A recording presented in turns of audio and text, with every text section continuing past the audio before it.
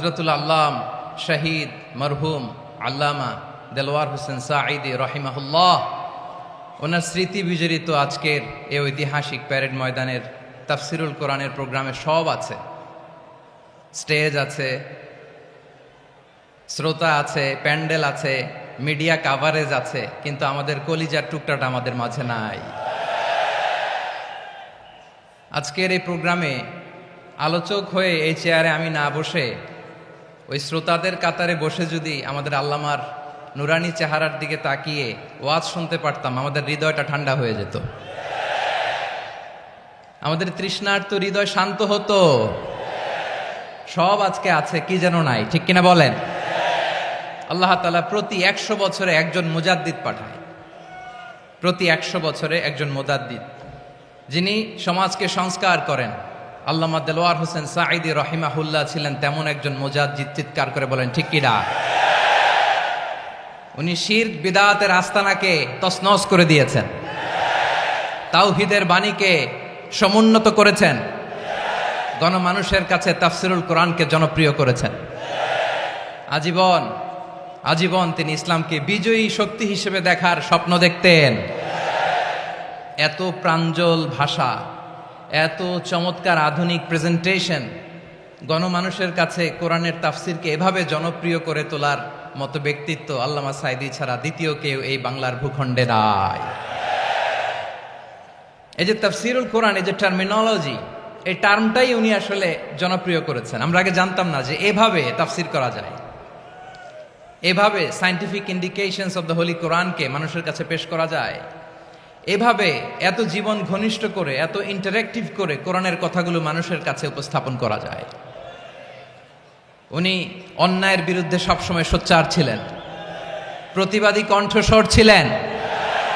ওনার আলোচনা শুনলে দেহের রক্ত টকবক করে ফুটতে থাকতো। আল্লাহু আকবার, আল্লাহু আকবার, আল্লাহু আকবার। He was a strong mouthpiece of Islamic revivalism. Islamic জাগরণের স্ট্রং মাউথপিস ছিলেন আল্লামা সাঈদী রাহিমাহুল্লাহ। অনেক দোয়া পেয়েছেন, আমরা পড়েছি, এমন জীবন তুমি করিবে গঠন, মরণে হাসিবে তুমি, কাঁদিবে ভুবন। গোটা বিশ্বকে তিনি কাঁদিয়েছেন। আল্লামা যখন ইন্তেকাল করলেন, আমি তখন মালয়েশিয়া থেকে যুক্তরাষ্ট্রে একটা কনফারেন্সে যোগ দিতে যাচ্ছি, কাতার এয়ারলাইন্সে। মালয়েশিয়া থেকে দোহাতে নামলাম। দোহায় যখন আমার ট্রানজিট, তখন শুনতে পেলাম যে আল্লামা বিদায় নিয়েছেন। সোশ্যাল মিডিয়ায় শুনে বিশ্বাস করতে পারলাম না। মুহূর্তের মধ্যেই মাসুদ সাঈদী ভাইকে মেসেজ করলাম, উনি কোনো উত্তর দিতে পারলেন না। মাসুদ ভাইয়ের সাথে যখন কোলাকুলি করি, আমাদের শামীম ভাইয়ের সাথে যখন কোলাকুলি করি, মনে হচ্ছে আল্লামা সাঈদীর ঘ্রাণ পাই। শরীরটা লিটারালি কাঁপছিল, নিজেকে মানাতে পারছিলাম না, বিশ্বাস করতে পারছিলাম যে আসলে আল্লামা বিদায় নিয়েছেন। ইন দ্য মিন টাইম আমার সেকেন্ড ফ্লাইট দোহা টু নিউ ইয়র্ক, 12 ঘন্টার ফ্লাইটে উঠলাম। ইন্টারনেট থেকে বিচ্ছিন্ন হলাম। নামার পরে শুনলাম আল্লাহু আকবার, যেখানে ওনাকে কবরস্থ করার কথা ছিল সেখানেও কবর দিতে দেয়া হয় নাই। ছবিগুলো দেখতে লাগলাম, হাসিমাখা মুখ, হাসিমাখা নিথর দেহটা, মরণে হাসিবে তুমি, কাঁদিবে ভুবন। From east to west, from north to south, the entire globe, গোটা বিশ্ব ওনার জন্য কেঁদেছে, গোটা বিশ্ব কেঁদেছে। কাবার গিলাফ ধরে ধরে মানুষ চিৎকার করেছে। এর চেয়ে শ্রেষ্ঠ মৃত্যুকার হতে পারে? আমাদের আল্লামার আর কি পাওয়ার ছিল বলেন? আর কি পাওয়ার ছিল? কুল্লু নাফসিন যায়িকাতুল মাউত, যারাই দুনিয়াতে আসবে তারা ইন্তেকাল করবে, এটা আমরা মেনে নেই, এটা আমরা জানি। কিন্তু অবাক করা বিষয় হচ্ছে, আমরা আজও জানি না আমাদের আল্লামার মৃত্যু কি স্বাভাবিক হয়েছে নাকি এটা পরিকল্পিত মেডিকেল কিলিং ছিল। এটা যে পরিকল্পিত মেডিকেল কিলিং ছিল, এটা ধারণা করার পেছনে অনেক কারণ আছে। তিনি আধিপত্যবাদের বিরুদ্ধে সোচ্চার ছিলেন, ফ্যাসিবাদের বিরুদ্ধে সোচ্চার ছিলেন, রাজনৈতিক প্রতিহিংসার শিকার ছিলেন। এজন্য এটা মেডিকেল কিলিং হতে পারে এ ধারণা আমরা করতেই পারি। আওয়াজ করে বলেন ঠিক কিনা? যেই সময়টা আমরা কাটাচ্ছি, এত সুন্দর সময় বাংলাদেশ আর পাবে না। আমাদের জন্মের পর থেকে এরকম চমৎকার সময় আমরা পাই নাই। এটাই আসল সময়। আমরা ইন্টারিম গভর্নমেন্টের কাছে দাবি জানাই, উচ্চতর তদন্ত কমিটি করে এটা কি হত্যাকাণ্ড ছিল নাকি স্বাভাবিক মৃত্যু ছিল, এই রিপোর্ট গণমানুষের কাছে প্রচার করে জানাতে হবে। এই দাবির সাথে কি সবাই আপনারা একমত? কারা কারা একমত হাত তুলে দেখান।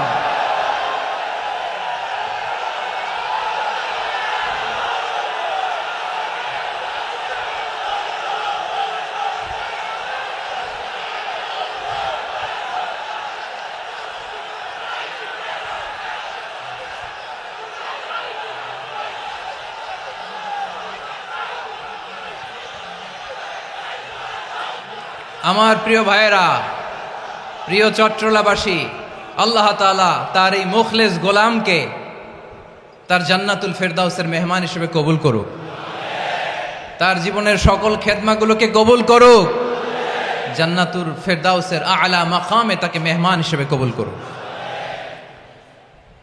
আল্লামা শহীদ দেলোয়ার হোসেন সাঈদী রাহিমাহুল্লাহ, উনি ছাড়াও এই ঐতিহাসিক ময়দানে কথা বলেছেন আল্লামা লুৎফুর রহমান রাহিমাহুল্লাহ। চলে গিয়েছেন আমাদেরকে ছেড়ে। তিনি বলতেন, ইনশাল্লাহ মিজান আবার আসবে। হুজুর আমি তো আসলাম, আপনি তো আমাদেরকে ছেড়ে চলে গেলেন। আল্লাহু আকবার, আল্লাহু আকবার, আল্লাহু আকবার। গলায় কোনো সুর ছিল না, সুর দিয়ে কথা বলতেন না, কিন্তু এত চমৎকার শব্দের বুনন, এত চমৎকার প্রেজেন্টেশন, এত চমৎকার ভাবে ঐতিহাসিক বর্ণনাগুলো তিনি উপস্থাপন করতেন। মন্ত্রমুগ্ধ হয়ে আমরা আল্লামা লুৎফুর রহমানের কথা শুনেছি। আমরা হযরতুল আল্লাহ লুৎফুর রহমান রাহিমাহুল্লাহর জন্য এই বিশাল ময়দান থেকে দোয়া করছি, আল্লাহ তাআলা তুমি তোমার এই খাদেমকে জান্নাতের মেহমান হিসেবে কবুল করে নাও। আরো অনেক আল্লামারা এখানে কথা বলেছেন, বিশেষ করে বাইতুল শরফের মরহুম পীর সাহেব হুজুর থেকে শুরু করে আরো যারা যারা তারকাতুল্য ওলামায়ে কেরাম এই চট্টগ্রামের ময়দানে কথা বলেছেন, আলো ছড়িয়েছেন। আমরা এই লক্ষ লক্ষ তাওহীদি জনতাকে নিয়ে তাদের জন্য দোয়া করছি, আল্লাহ তাআলা ওনাদের জীবনের সকল ভুল ত্রুটি ক্ষমা করে দিয়ে তাদেরকে জান্নাতুল ফেরদাউসের মেহমান বানিয়ে নিক। আমরা এই ঐতিহাসিক প্যারেড ময়দানের প্রোগ্রাম থেকে স্মরণ করতে চাই 24-এর ছাত্র নাগরিক অভ্যুত্থানে আমার যে সমস্ত ছাত্র নাগরিক ভাইয়েরা দেহের তাজা রক্ত বিলি দিয়ে নতুন বাংলাদেশ আমাদেরকে উপহার দিয়েছে। বিশেষ করে আপনাদের এই চট্টগ্রামের শহীদ ফয়সাল, শহীদ ওয়াসিম সহ সকল শহীদকে আল্লাহ তাআলা কবুল করুক। আমরা সবাই পড়ি আমিন। প্রিয় ভাইয়েরা, আমি নগণ্য একজন কোরআনের ছাত্র, এত বিশাল মঞ্চে এত বড় প্ল্যাটফর্মে কথা বলা আমার জন্য সাজে না। তারপরও আমাদের মুরব্বীরা আমাদের ডানে বায়ে বসে আছেন, ওনাদের আদেশ ক্রমে, ওনাদের অনুমতি ক্রমে কিছু কথা আজকের এই ঐতিহাসিক প্রোগ্রামে আপনাদের সামনে উপস্থাপন করার চেষ্টা করব। ওমা তৌফিক ইল্লা বিল্লাহ। প্রিয় ভাইয়েরা, 5 দিন ব্যাপী এই তাফসিরুল কোরআনের প্রোগ্রামে অনেক ওলামা হযরত কথা বলেছেন। যারা কোরআন সুন্নাহ থেকে আমাদেরকে কোরআনের কথাগুলো শোনালেন, আমরা যেন সেগুলো আমল করতে পারি, আল্লাহ আমাদেরকে তৌফিক দান করুক। শুরুতে আমাদের নিয়তটাকে খালেস করে নেওয়া দরকার। এই যে গ্যাদারিং, এই যে হিউজ শোডাউন, এগুলো যদি আমাদের নিজেদেরকে পরিবর্তন না করে তাহলে এতে কোনো লাভ নাই। জোরে বলেন ঠিক কিনা? এই প্রোগ্রাম যদি আমাদের জীবনকে পরিবর্তন করে, আমাদের চিন্তার ডিএনএ কে চেঞ্জ করে দেয়, তাহলেই চট্টগ্রামের প্যারেড ময়দান সার্থক। আসুন আমরা চিন্তাকে খালেস করে নেই। আমরা সবাই নিয়ত করি যে যতটুকু কথা আমরা কোরআনের আলোকে শুনবো, আমলের নিয়তে শুনবো ইনশাআল্লাহ। বলেন সবাই। আপনারা সবাই ঠিকঠাক আছেন তো? কখন আসছেন আপনারা? সবাই আসছেন কখন? সকালে, কেউ দুপুরে, 9টায়। আল্লাহ আল্লাহ আল্লাহ। দুপুরের খাবার খাওয়ার সুযোগ হয়েছিল? খান নাই? রোজা রাখছেন? আহা, আমি কি দিয়ে বিদায় দেব আমার এই ভাইগুলোরে? আল্লাহ তুমি আমার ভাইগুলোরে কবুল করো। ইসলামের পক্ষের এই গণজোয়ারকে আগামীর বাংলাদেশের ইসলামের জন্য তুমি কবুল করো। যেই ভালোবাসা ইসলামের জন্য হয়, যেই গণজোয়ার কোরআনের জন্য হয়, পৃথিবীর কোনো শক্তি দিয়ে সেটাকে আটকানো যায় না। জোরে বলেন ঠিক কিনা? এজন্য গ্রাজুয়ালি, সিস্টেম্যাটিক্যালি, মেথোডোলজিক্যালি আমাদেরকে আগাতে হবে, শুধু আবেগ দিয়ে নয়। বিবেকেরও দরকার আছে না নাই? প্রিয় ভাইয়েরা, আসুন, আমাদের কথা অনেক বেশি, সময় অনেক কম। আমরা আর কাল বিলম্ব না করে মহাবিশ্বয় মহাগ্রন্থ আল কোরআন আল কারীম থেকে কিছু কথা শুনি। আমি যেই টপিকটা নিয়ে আজকের এই ঐতিহাসিক চট্টগ্রামের প্যারেড ময়দানের তাফসিরুল কোরআন প্রোগ্রামে আলোচনা করব সেটা হচ্ছে সূরাতু আন-নাহলের 90 নম্বর আয়াত নিয়ে কিছু কথা আমরা উপস্থাপন করবার চেষ্টা করব ইনশাআল্লাহ। আমার খুতবার শুরুতেই আপনারা মোটামুটি আন্দাজ করে ফেলেছেন যে আমি কি নিয়ে আলোচনা করব, কারণ যে আয়াতটি আমি তেলাওয়াত করেছি এই আয়াতটি প্রায়শই এই ভূখণ্ডে, এই বাংলাদেশে জুমার দিনে খতিব সাহেবরা দ্বিতীয় খুতবা শেষের দিকে পড়ে না? কি কমন পড়ছে? ইন্নাল্লাহা ইয়া'মুরু বিল আদলি ওয়াল ইহসান ওয়া ইতাই যিল কুরবা ওয়া ইয়ানহা আনিল ফাহশাই ওয়াল মুনকারি ওয়াল বাগি ইয়াইদুকুম লাআল্লাকুম তাযাক্কারুন। মুখস্থ আছে না সবার? আসুন আমরা এই আয়াতের সরল অর্থ, এর মর্মবাণী, এর সংক্ষিপ্ত তাফসীর সবাই মিলে আজকের এই প্রোগ্রাম থেকে উদ্ধার করার চেষ্টা করি। আপনারা মনোযোগী আছেন তো? ইনশাআল্লাহ। এই আয়াতটা অনেক কম্প্রিহেন্সিভ একটা আয়াত।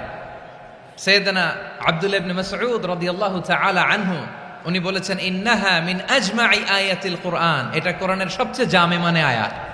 যদিও ছোট্ট আয়াত, অল্প কিছু কথামালা, কিন্তু তিনি বলতেন এটা কোরআনের সবচাইতে জামে মানে সবচেয়ে কম্প্রিহেন্সিভ একটা আয়াত, যেখানে কথা কম, শব্দ কম, কিন্তু এটার দোতনা, এটার আবেদন, এটার মিনিং অনেক বেশি। সুবহানাল্লাহ। এই আয়াতে আল্লাহ তাআলা বেসিকলি আমাদেরকে তিনটা বিষয়ে আদেশ করেছেন আর তিনটা বিষয়ে বারণ করেছেন, মানে নিষেধ করেছেন। আওয়াজ করে বলুন, আদেশ করেছেন কয়টা? প্রিয় চট্টলার ভাইয়েরা, আমার মতো এই যে তিন আঙ্গুল উঁচু করে বলেন, আদেশ করেছেন কয়টা? আবার নিষেধও কয়টা? মানবো তো আমরা ইনশাআল্লাহ? বলেন সবাই। 3 do's and 3 don'ts, do's and don'ts, তিনটা আদেশ, তিনটা নিষেধ। এই তিনটা আদেশ আর তিনটা নিষেধের ভেতরে আল্লাহ তাআলা গোটা ইসলামী শরিয়ার মূল নির্যাসকে ঢুকিয়ে দিয়েছেন। সুবহানাল্লাহ। এই ছোট্ট একটা আয়াতে গোটা ইসলামী শরিয়ার, the gist, the cream of the creams, গোটা ইসলামী শরিয়ার মূল নির্যাসকে আল্লাহ ঢুকিয়ে দিয়েছেন। তিনটা আদেশ আর তিনটা নিষেধ। আসুন আমরা সরাসরি কোরআন থেকে শুনি, সবাই পড়ুন। আউযু বিল্লাহি মিনাশ শাইতানির রাজীম। বিসমিল্লাহির রহমানির রহিম। ইন্নাল্লাহা ইয়া'মুরু বিল আদলি ওয়াল ইহসানি ওয়া ইতাই যিল কুরবা ওয়া ইয়ানহা আনিল ফাহশাই ওয়াল মুনকারি ওয়াল বাগি ইয়াইযুকুম লাআল্লাকুম তাযাক্কারুন।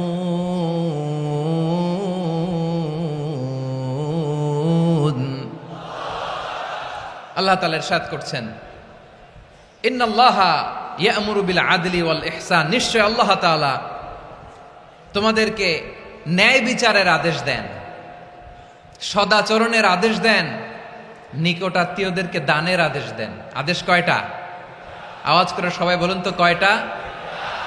নিশ্চয় আল্লাহ তাআলা তোমাদেরকে ন্যায় বিচারের আদেশ দেন,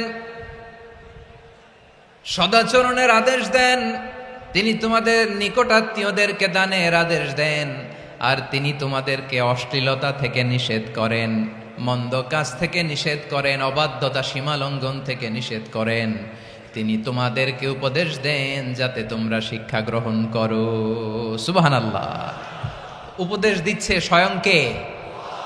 তিনটা জিনিসের আদেশ। ইয়া'মুরু বিল আদল, সুবিচার, ন্যায় বিচারের আদেশ তিনি দেন। ইহসানের আদেশ দেন, যাতে আমরা ইহসান করি, একে অপরের প্রতি সুবিচার করি, মহানুভবতা দেখায়, অনুগ্রহ দেখায়, আর নিকট আত্মীয়দেরকে যেন আমরা দান করি। এই তিনটা আদেশ তিনি দিয়েছেন। আর কোন তিনটা জিনিস থেকে তিনি বারণ করেছেন? অশ্লীলতা, ফাহশা, মুনকার, মানে সব মন্দ আর অসৎ কাজ, এগুলো থেকে তিনি আমাদেরকে বারণ করেন। ওয়াল বাগি, অবাধ্যতা, সীমা লঙ্ঘন, এই তিনটা কাজ থেকে তিনি আমাদেরকে বারণ করেন। তিনি আমাদেরকে উপদেশ দেন, স্বয়ং আল্লাহ তাআলা আমাদেরকে উপদেশ দেন যাতে করে আমরা শিক্ষা গ্রহণ করি। সুবহানাল্লাহ পড়ে। তাহলে আসুন আমরা ধরে ধরে একটা একটা করে সামনের দিকে আগাই। আল্লাহ তাআলা প্রথমে আমাদেরকে আদেশ দিয়েছেন আদালের। ইন্নাল্লাহা ইয়া'মুরু বিল আদল, আওয়াজ করে বলুন আল আদাল। সবাই পড়ুন আল আদাল। আমরা উর্দু জানি, হিন্দি জানি, অনেকে ইংরেজিও জানি, কিন্তু আরবি শব্দগুলো আমাদের মুখ দিয়ে বেরোতে চায় না। আওয়াজ করে বলুন আল আদাল। মাশাআল্লাহ, ইন্নাল্লাহা ইয়া'মুরু বিল আদল। আল্লাহ তাআলা আমাদেরকে আদলের আদেশ দেন। আদল অনেকে না বুঝলেও আদালত শব্দটা বুঝবেন। আদালত, আদালত, আদালত বুঝেন না? যেখানে বিচার কার্যের ফয়সালা করা হয়, কোর্ট কাচারি আদালত, এটা তো ভেরি কমন। এটা শুনছেন না সবাই? আদালত, যেখানে ন্যায় বিচার হবে, সুশাসন হবে। কিন্তু ভাগ্যের কি নির্মম পরিহাস, ওখান থেকে মিথ্যা সাক্ষী দিয়ে মনমতো রায় দিয়ে দেয়া হয়। এগুলোর পরিবর্তন হওয়ার দরকার আছে না নাই? প্রিয় ভাইয়েরা, আদালত, আল আদল, ইংরেজিতে বলে জাস্টিস, ন্যায় বিচার, সুবিচার, সুশাসন, জাস্টিস, আল আদাল। সব জায়গায় এই জাস্টিস থাকা দরকার। Justice should be prevailed in the society. The mission of all prophet was to uphold the justice. সব নবীর মিশন ছিল এই জাস্টিসকে, আদালকে, সুশাসন আর সুবিচারকে নিশ্চিত করা। পড়েন সুবহানাল্লাহ। And the core message of every divine scripture was to uphold justice. পৃথিবীর সব আসমানি কিতাবের মূল শিক্ষা ছিল এই জাস্টিসকে সমাজে এনশিওর করা, সুবিচার, সুশাসনকে এনশিওর করা। তাহলে প্রিয় ভাইরা, আমরা বুঝতে পারলাম আল আদ শব্দের মানে হচ্ছে ইনসাফ বা সুবিচার বা ন্যায় বিচার। এটা হচ্ছে একটা general meaning, very general meaning. আপনি যদি ইন ডেপথ বুঝতে চান, আরো ভেতরে যান, তাহলে আদাল মানে হচ্ছে সমন্বয়, আদাল মানে হচ্ছে ভারসাম্য, ব্যালেন্স। আদাল মানে হচ্ছে মধ্যম পন্থা। সুবহানাল্লাহ পড়েন। কারণ সব সময় সমান সমান হইলেই সুবিচার হয় না। কথা কি বুঝতেছেন? ইসলামের দ্য কনসেপ্ট অফ আদাল, এটা এমন আদাল, এটা সব সময় সমান সমান নয়। যখন সমান সমান দেয়া দরকার, ইসলাম সমান সমান দেয়।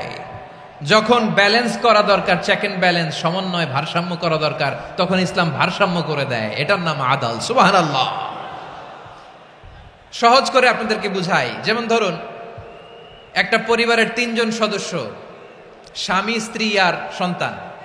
তাদের সকালবেলার ব্রেকফাস্টে স্বামীর, সকালের নাস্তায় স্বামীর 3টা রুটি লাগে, স্ত্রীর 2টা লাগে, আর সন্তানের 1টা রুটি লাগে। এখন আমি যদি সমান সমান করে আদল করতে চাই, সবাইকে যদি 3টা করে রুটি দেই, তাহলে স্বামী বেচারার জন্য ঠিক আছে? কি বলেন? কথা কি বুঝতেছেন না কষ্ট হয়ে যাচ্ছে?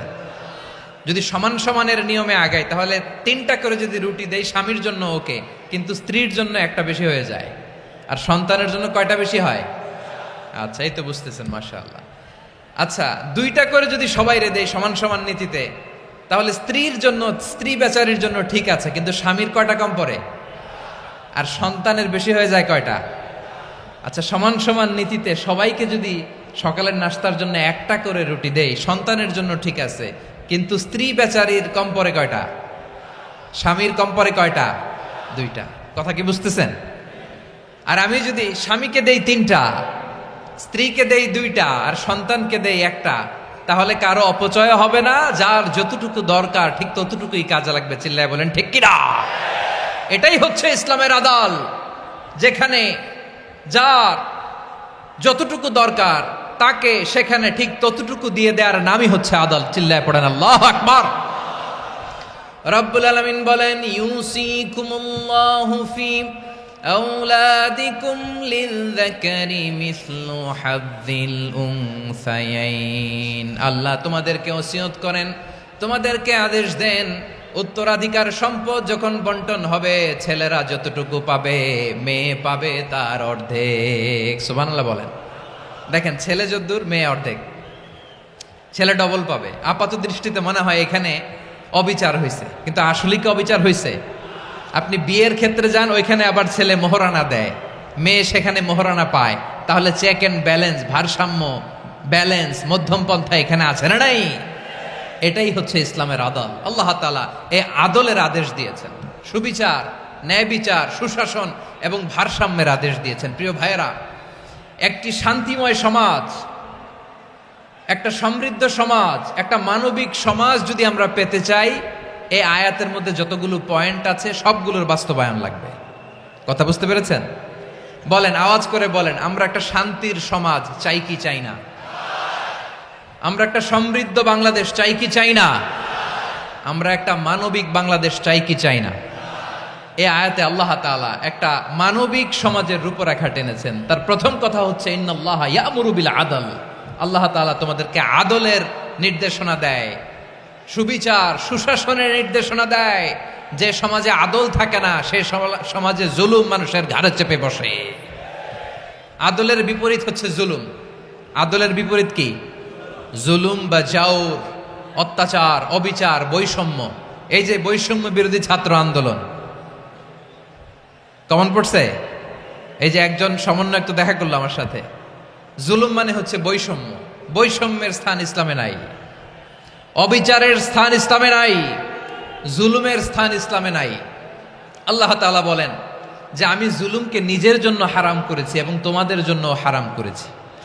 বিশ্বনবী ফরমান, আল্লাহ তাআলা বলেন হাদিসে কুদসিতে, ইয়া ইবাদি ইন্নী হারামতুয যুলমা আলা নাফসি ওয়া জাআলতুহু বাইনাকুম মুহাররামান ফালা তাযালামু। আমার গোলামেরা শোনো, নিশ্চয় আমি আল্লাহ তাআলা জুলুমকে আমি আমার উপরে হারাম করেছি, অনুরূপভাবে জুলুম করাকে তোমাদের উপরেও হারাম করেছি। ফলে ফালা তাযালামু, তোমরা একে অপরের সাথে জুলুম করো না। নির্দেশনাটা কার? খবরদার, জুলুমের সাথে আমাদের কোনো সম্পর্ক নাই। আল্লাহ তাআলা আদলের আদেশ দিয়েছেন, আদালতের আদেশ দিয়েছেন, সুশাসনের ন্যায় বিচারের আদেশ দিয়েছেন। ইন্নাল্লাহা ইয়ামুরু বিল আদল, আমাদেরকে আদল প্রতিষ্ঠা করতে হবে। জুলুমের সাথে ইসলামের কোনো সম্পর্ক নাই। আল্লাহ তাআলা জালিমদের জন্য কঠিন শাস্তি প্রস্তুত করে রেখেছেন। যারা এই আদলকে ভুলণ্ঠিত, কখন রাত কিচ্ছু জানে না, কখন দিন কখন রাত কিছু জানে না, বছরের পর বছর কেটে গিয়েছে। এক্সট্রা জুডিশিয়াল কিলিং এর কোনো হিসাব নাই, বিচার বহির্ভূত হত্যা, এনফোর্স ডিসঅ্যাপিয়ারেন্স, গুম, যেটা সবচাইতে বড় মানবতা বিরোধী অপরাধ। কত মানুষ যে গুম হয়েছে তার কোনো ইয়ত্তা নাই। যেই ফ্যামিলির সদস্য গুম হয়েছে তারা কি ওই লোকটার জন্য মাগফিরাতের দোয়া করবে নাকি সুস্বাস্থ্যের দোয়া করবে তারা নিজেরাও জানতো না, কারণ জানে না ও বেঁচে আছে না মরে গেছে। আহা, বিডিআর নওজোয়ানদের যারা ছাড়া পেল দেখলাম, বিনা অপরাধে, কোনো অন্যায় ছাড়া, অপরাধ ছাড়া তাদের জীবন থেকে, তাদের তারুণ্যের, তাদের যৌবনের 15 বছর 16 বছর 17 বছর নাই, 6 মাস বয়সের ছোট বাচ্চাকে রেখে জেলে গেছে। 6 মাসের মেয়ে বেরোয় দেখে মেয়ের বয়স 17 বছর। মেয়ে বাবারে চিনে না, বাবা মেয়েরে চিনে না। মেয়েকে এখন বিয়ে দিয়ে আরেক ছেলের হাতে তুলে দিবে। মেয়ের শৈশব বাবা দেখে নাই, মেয়ের কৈশোর বাবা দেখে নাই, মেয়ের তারুণ্য দেখে নাই। আরেক যুবককে দেখলাম 14 বছরের 14 দিনের সংসার, 2 সপ্তাহের সংসার শেষে জেলে গেছে। কত যুবকের যে স্ত্রী চলে গিয়েছে ফ্যামিলি ছেড়ে, কারণ জানে না তো কবে আসবে, কি হবে, কেউ জানতো না।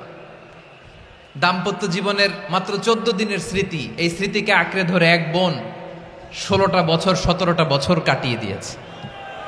আমি নিউজটা দেখে ভাবলাম, আমার এই বোনের প্রতিটি দিন কিভাবে কেটেছে, প্রতিটি রাত কিভাবে কেটেছে, প্রতিটি ক্ষণ কিভাবে কেটেছে। বিশ্বনবী বলেছেন, ইত্তাকি দাওয়াতাল মাজলুম ফাইন্না লাইসা বাইনাহু ওয়া বাইনাল্লাহি হিজাব। মাজলুমের কান্নাকে ভয় করো, কারণ মাজলুমের কান্না আর আল্লাহর মাঝে কোনো পর্দা থাকে না। আমরা আর এরকম কোন জুলুম বাংলাদেশে দেখতে চাই না। জোরে বলেন ঠিক কিনা? আর কেউ নতুন করে জালিম হোক আপনারা চান? আবার নতুন করে কেউ ফ্যাসিস্ট হোক আপনারা চান? এক দল আরেক দলকে নিশ্চিহ্ন করার রাজনীতিতে মেতে উঠুক এটা আপনারা চান? আমরা বাংলাদেশকে আদল দিয়ে সাজাতে চাই। আমরা এই 56,000 বর্গ মাইলের প্রতিটা ইঞ্চি মাটিকে কোরআনের আইন দিয়ে সাজাতে চাই। রাজি আছেন আপনারা? কারা কারা রাজি দেখান হাত তুলে আল্লাহকে।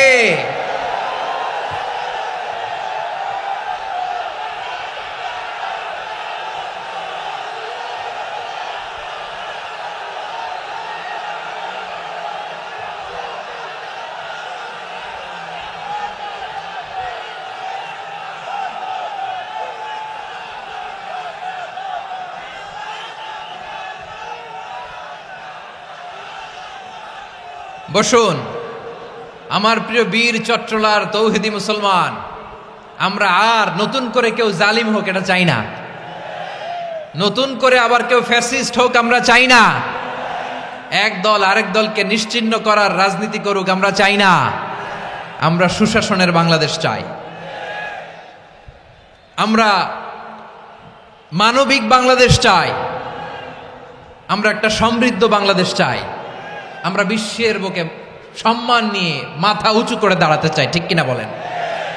আল্লাহ বললেন, এটা যদি তোমরা চাও, একটা সমৃদ্ধ সমাজ যদি বিনির্মাণ করতে চাও, মানবিক সমাজ যদি বিনির্মাণ করতে চাও, আমি তোমাদেরকে সেজন্য প্রথমে আদালতের নির্দেশ দিলাম। ইন্নাল্লাহা ইয়া'মুরু বিল আদল, নিশ্চয় আল্লাহ তাআলা তোমাদেরকে ন্যায় বিচার সুশাসন এটার আদেশ দেন। সুবহানাল্লাহ। আদাল, ন্যায় বিচারের আদেশ আল্লাহ তাআলা কোরআনের বিভিন্ন আয়াতে দিয়েছেন। আল্লাহ তাআলা বলছেন, ইন্নাল্লাহা يأمركم أن تؤدوا الأمانات إلى أهلها وإذا حكمتم بين الناس أن تحكموا بالعدل إن الله نعم ما يعظكم به إن الله كان سميعا بصيرا। আল্লাহ তাআলা বললেন, আল্লাহ আদেশ দিচ্ছেন, যে ব্যক্তি আমানতের হকদার তার হাতে তোমরা আমানত পৌঁছে দাও, আর যখন তোমরা বিচার কার্য করবে, বিচার ফয়সালা করবে, আদালতের সাথে করো। সুবহানাল্লাহ বলেন। ওয়া ইযা হাকামতুম বাইনান নাসি আন তাহকুমু বিল আদল, আদালতের সাথে করবা। আল্লাহ তাআলা বলেন, যারা জাজ হবে, বিচারক হবে, তাদের যদি বাদী বিবাদীর কারোর সাথে শত্রুতা থাকে, কারোর সাথে যদি কোনো ধরনের রেষারেষি থাকে, আল্লাহ বলেন বিচার কার্য করতে যে ওই শত্রুতা রেষারেষির কারণে আদালতের বাইরে যে অবিচার করে বিচার করো না। ওয়ালা ইয়াজরিমান্নাকুম শানাআনু কওমিন আলা আল্লা তা'দিলু ই'দিলু হুয়া আকরাবু লিত্তাকওয়া ওয়াত্তাকুল্লাহা ইন্নাল্লাহা খাবীরুম বিমা তা'মালুন। খবরদার কোন জাতির প্রতি, কোন গোষ্ঠীর প্রতি, কোন গোত্রের প্রতি আক্রোশ যেন তোমাদেরকে ন্যায় বিচার থেকে দূরে সরিয়ে না দেয়, বরং আমি আল্লাহর আদেশ হলো ই'দিলু, তোমরা আদল করো, ন্যায় বিচার করো, সুবিচার করো, সুশাসন প্রতিষ্ঠা করো। হুয়া আকরাবু লিত্তাকওয়া, এটাই তাকওয়ার সবচেয়ে কাছাকাছি। সুবহানাল্লাহ বলেন। কোরআনের বিভিন্ন আয়াতে আল্লাহ তাআলা স্পেসিফিকলি ধরে ধরে বিচার করার সময় আমরা যেন আদল করি সেটা বলেছেন। কোরআনের কোন কোন জায়গায় আল্লাহ তাআলা এই আল আদল শব্দটা ব্যবহার করেছেন। আবার একই জিনিস ইনসাফ, সুবিচার, সুশাসন, ন্যায় বিচার, ন্যায় পরায়ণতা বুঝাতে আল্লাহ তাআলা কখনো কখনো আল কিসত শব্দটা ব্যবহার করেছেন। আওয়াজ করে সবাই বলুন আল কিসত। প্রিয় ভাইরা, সবাই আওয়াজ করে আমার সাথে সাথে বলুন আল কিসত।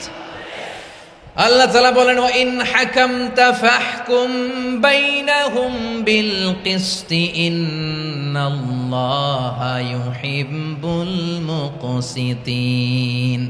যখন তুমি বিচার করবে, বিশ্বনবীকে উদ্দেশ্য করে অ্যাড্রেস করে বললেন, নবী হে, ইহুদিরা কোনো বিষয়ে মীমাংসার জন্য যদি আপনার দরবারে আসে, যদি বিচার করতে হয়, খবরদার অবিচার করবেন না। ফয়সালা যেটা করবেন কিসতের সাথে করবেন, ন্যায় পরায়ণতার সাথে করবেন, কারণ ইন্নাল্লাহা ইউহিব্বুল মুকসিতিন, নিশ্চয় আল্লাহ রাব্বুল ইজ্জাত ন্যায় পরায়ণশীলদেরকে বড্ড ভালোবাসেন। সুবহানাল্লাহ বলেন।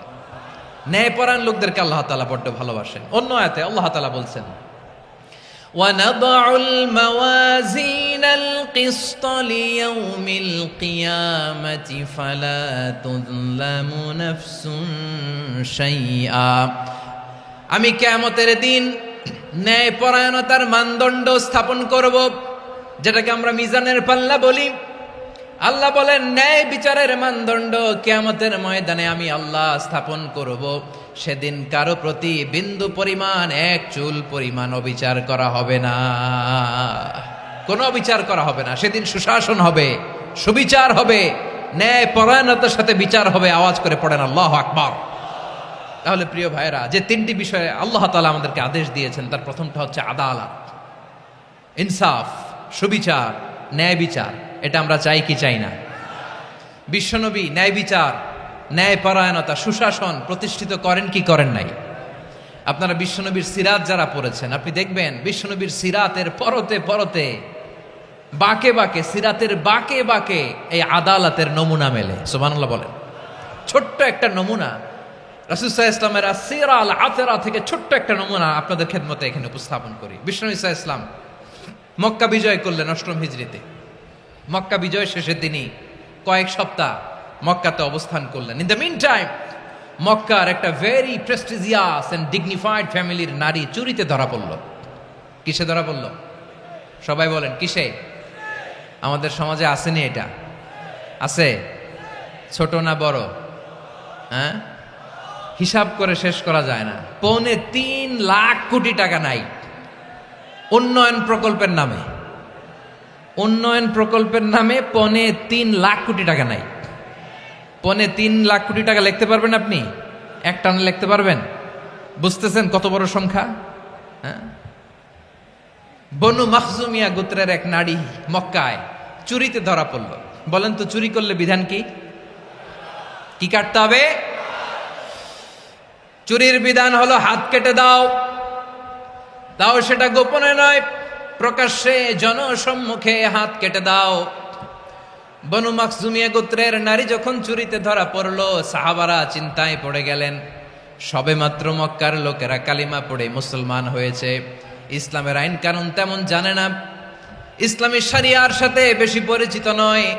এখন যদি বিশ্বনবী চুরির যেই বিধান এটা যদি কায়েম করে হাত যদি কেটে দেয়, না জানি মক্কার লোকেরা আবার বিগড়ে যায়, না জানি মক্কার লোকেরা আবার মুরতাদ হয়ে যায়, না জানি মক্কার লোকেরা ইসলাম থেকে দূরে সরে যায়।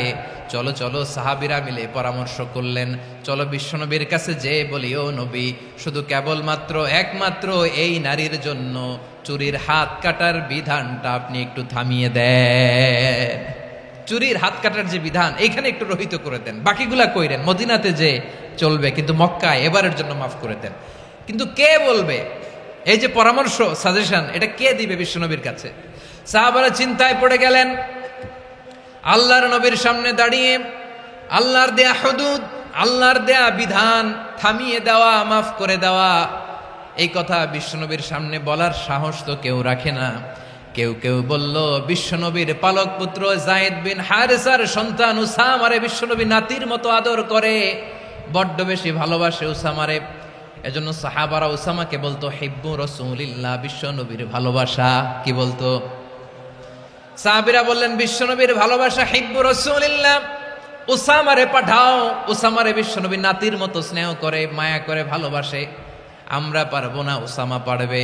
সবাই মিলে ফুলিয়ে ফুসিয়ে ওসামাকে, ছোট্ট ওসামাকে রাজি করালো। ওসামা, এমন এমন কথা যে তুমি বিশ্বনবীর কাছে বলতে হবে, পারবা নাকি? ওসামা বলে, পারবো। সাইয়েদনা ওসামা রাদিয়াল্লাহু তাআলা আনহু তরুণ সাহাবী বিশ্বনবীর কাছে গেলেন, যে বললেন, নবী, বনু মাখজুমিয়া গোত্রের এক নারী চুরিতে ধরা পড়েছে, এবারের জন্য কি এই মহিলাটারে মাফ করে দিলে হয় না? এবারের জন্য একটু ক্ষমা করা যায় না নবী? বিশ্বনবী বলেন, আতাশফাউ ফি হাদ্দিম মিন হুদুদিল্লাহ, তোমার এত বড় সাহস উসামা, তুমি আল্লাহর হাত, আল্লাহর দেয়া বিধান, এটার ব্যাপারে সুপারিশ করতে এসেছো? তোমরা কি জানো তোমাদের আগে যত কওম, যত গোত্র, যত জনপদ ধ্বংস হয়েছে, তার কারণ ছিল তাদের মধ্যে গরিবরা অন্যায় করলে তারা বিচার করত, আর ধনীরা অন্যায় করলে তারা মাফ করে দিত। খবরদার! ওয়া আইমুল্লাহ লাউ আন্না ফাতিমাতা বিনতি মুহাম্মাদিন সারাকাত লাকাতা মুহাম্মাদুন ইয়াদাহা। বিশ্বনবী বললেন, ওরে ওসামা, বানু মাখজুমিয়ার ওই প্রেস্টিজিয়াস এন্ড ডিগনিফাইড ফ্যামিলির মেয়ে তো দূর কি বাত, অনেক দূরের কথা। জেনে রেখো ওসামা, আমার কলিজার টুকরা, নয়নের পুটুলি ফাতেমাও যদি মক্কার জমিনে আজকে এই চুরির দায়ে ধরা পড়তো, আমি বিশ্বনবী মুহাম্মাদুর রাসূলুল্লাহ ধরে ফাতেমার ডান হাতটা কেটে দিতে এক বিলম্ব দেরি করতাম না। ইন্নাল্লাহা ইয়া'মুরু বিল আদল, আমাদেরকে জাস্টিস শিখায়। পশ্চিমারা আমাদেরকে ইনসাফ শিখায়, আমাদেরকে সুশাসন শিখায়। আর ইনসাফ, সুশাসন, ন্যায় বিচার, সুবিচার, জাস্টিস কারে বলে বিশ্বনবীর বায়োগ্রাফি থেকে জেনে নাও। এই ছিল বিশ্ব ইসলামের আদালতের নমুনা। আপনি যদি সাইয়েদনা ওমর ফারুকের জীবনের দিকে তাকান, এমন কঠোর, এমন বীর সেনানী ছিলেন। সাইয়েদনা ওমর ফারুক যদি রাস্তার এই মাথা দিয়ে হাঁটা শুরু করতেন, শয়তান ওমর ফারুককে দেখলে ওই রাস্তা রেখে দিয়ে অন্য রাস্তা দিয়ে হাঁটতো। সুবহানাল্লাহ। ওমর ফারুক রাদিয়াল্লাহু তাআলা আনহু কি পার্সোনালিটি ছিল, কি পার্সোনালিটি। আমাদের এলাকায় ছোট বাচ্চারা রাতে ভাত খেতে চায় না, আমার মেয়েটাও খেতে চায় না। এটা দিব, ওইটা দিব, আজকে মাহফিলে আসার সময় বলে দিছে লিস্ট করে এটা আনতে হবে। তো ছোট্ট বাচ্চাদের অনেক বায়না থাকে, ওরা রাতে খেতে চায় না। তো মায়েরা বিভিন্ন ভয় দেখায়, এই বাঘ আসবে, বাঘ আসবে খাও, এই ভূত আসবে, ভূত আসবে খাও। আপনারা কি বলেন চট্টগ্রামে? কি আসবে? হ্যাঁ, ভূত, ভূত, ভূত আসবে, বাঘ আসবে, খাও খাও খাও, তাড়াতাড়ি খাও। তো বাচ্চারা এগুলো শুনে ভয়ে খেতে শুরু করে। মদিনার জামিনেও একই ঘটনা করতো। মদিনার ছোট্ট ছোট্ট সোনামণিরা খেতে চাইতো না, তো মায়েরা বলতো হা হুয়া ইয়াতি উমর, হা হুয়া ইয়াতি উমর, ওই যে ওমর আসতেছে, ওমর। ওমরে ফারুকের কথা শুনলে বাচ্চারা একেবারে ঠান্ডা। সুবহানাল্লাহ পড়বেন না? প্রভু তুমি বলেছ রাসূল দেবে না, বলনি দেবে না ওমর, বলনি দেবে না হামজা তারিক, খালিদ বিজয় সমর। প্রভু তুমি বলেছ রাসূল দেবে না, বলনি দেবে না ওমর, বলনি দেবে না হামজা তারিক, খালিদ বিজয় সমর। প্রভু তুমি বলেছ রাসূল দেবে না। আল্লাহু আকবার। ওমর ফারুক রাদিয়াল্লাহু তাআলা আনহু, ওনার কথা শুনলে গায়ের মধ্যে গুজবাম হয়, গায়ের পশমগুলো দাঁড়িয়ে যায়। সুবহানাল্লাহ বলেন। কি পার্সোনালিটি ছিল, কি ব্যক্তিত্ব ছিল। মুনাফিকরা ওমর ফারুককে জমের মতো ভয় পেতেন। শয়তান, খুদ শয়তান এই রাস্তা দিয়ে আসলে শয়তান অন্য রাস্তা দিয়ে হাঁটতো। ওমর ফারুক রাদিয়াল্লাহু তাআলা আনহুর জীবনে যদি দেখেন, তাহলে সেখানে আপনি আদালতের, ইনসাফের, সুশাসনের, জাস্টিসের নমুনা দেখতে পাবেন। কয়টা শুনবেন?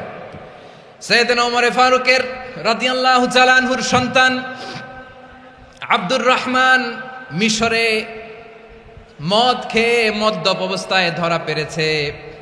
মদ খাওয়ার কারণে, মদ যদি কেউ পান করে আর যদি প্রমাণিত হয়, তার বিচার হলো 80 বেত। আওয়াজ করে বলেন কয় বেত?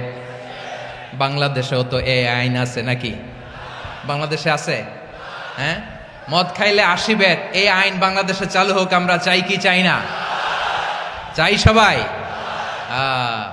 এজন্যই তো ইসলাম ভাল লাগে না। ইসলামকে ভাল লাগে না।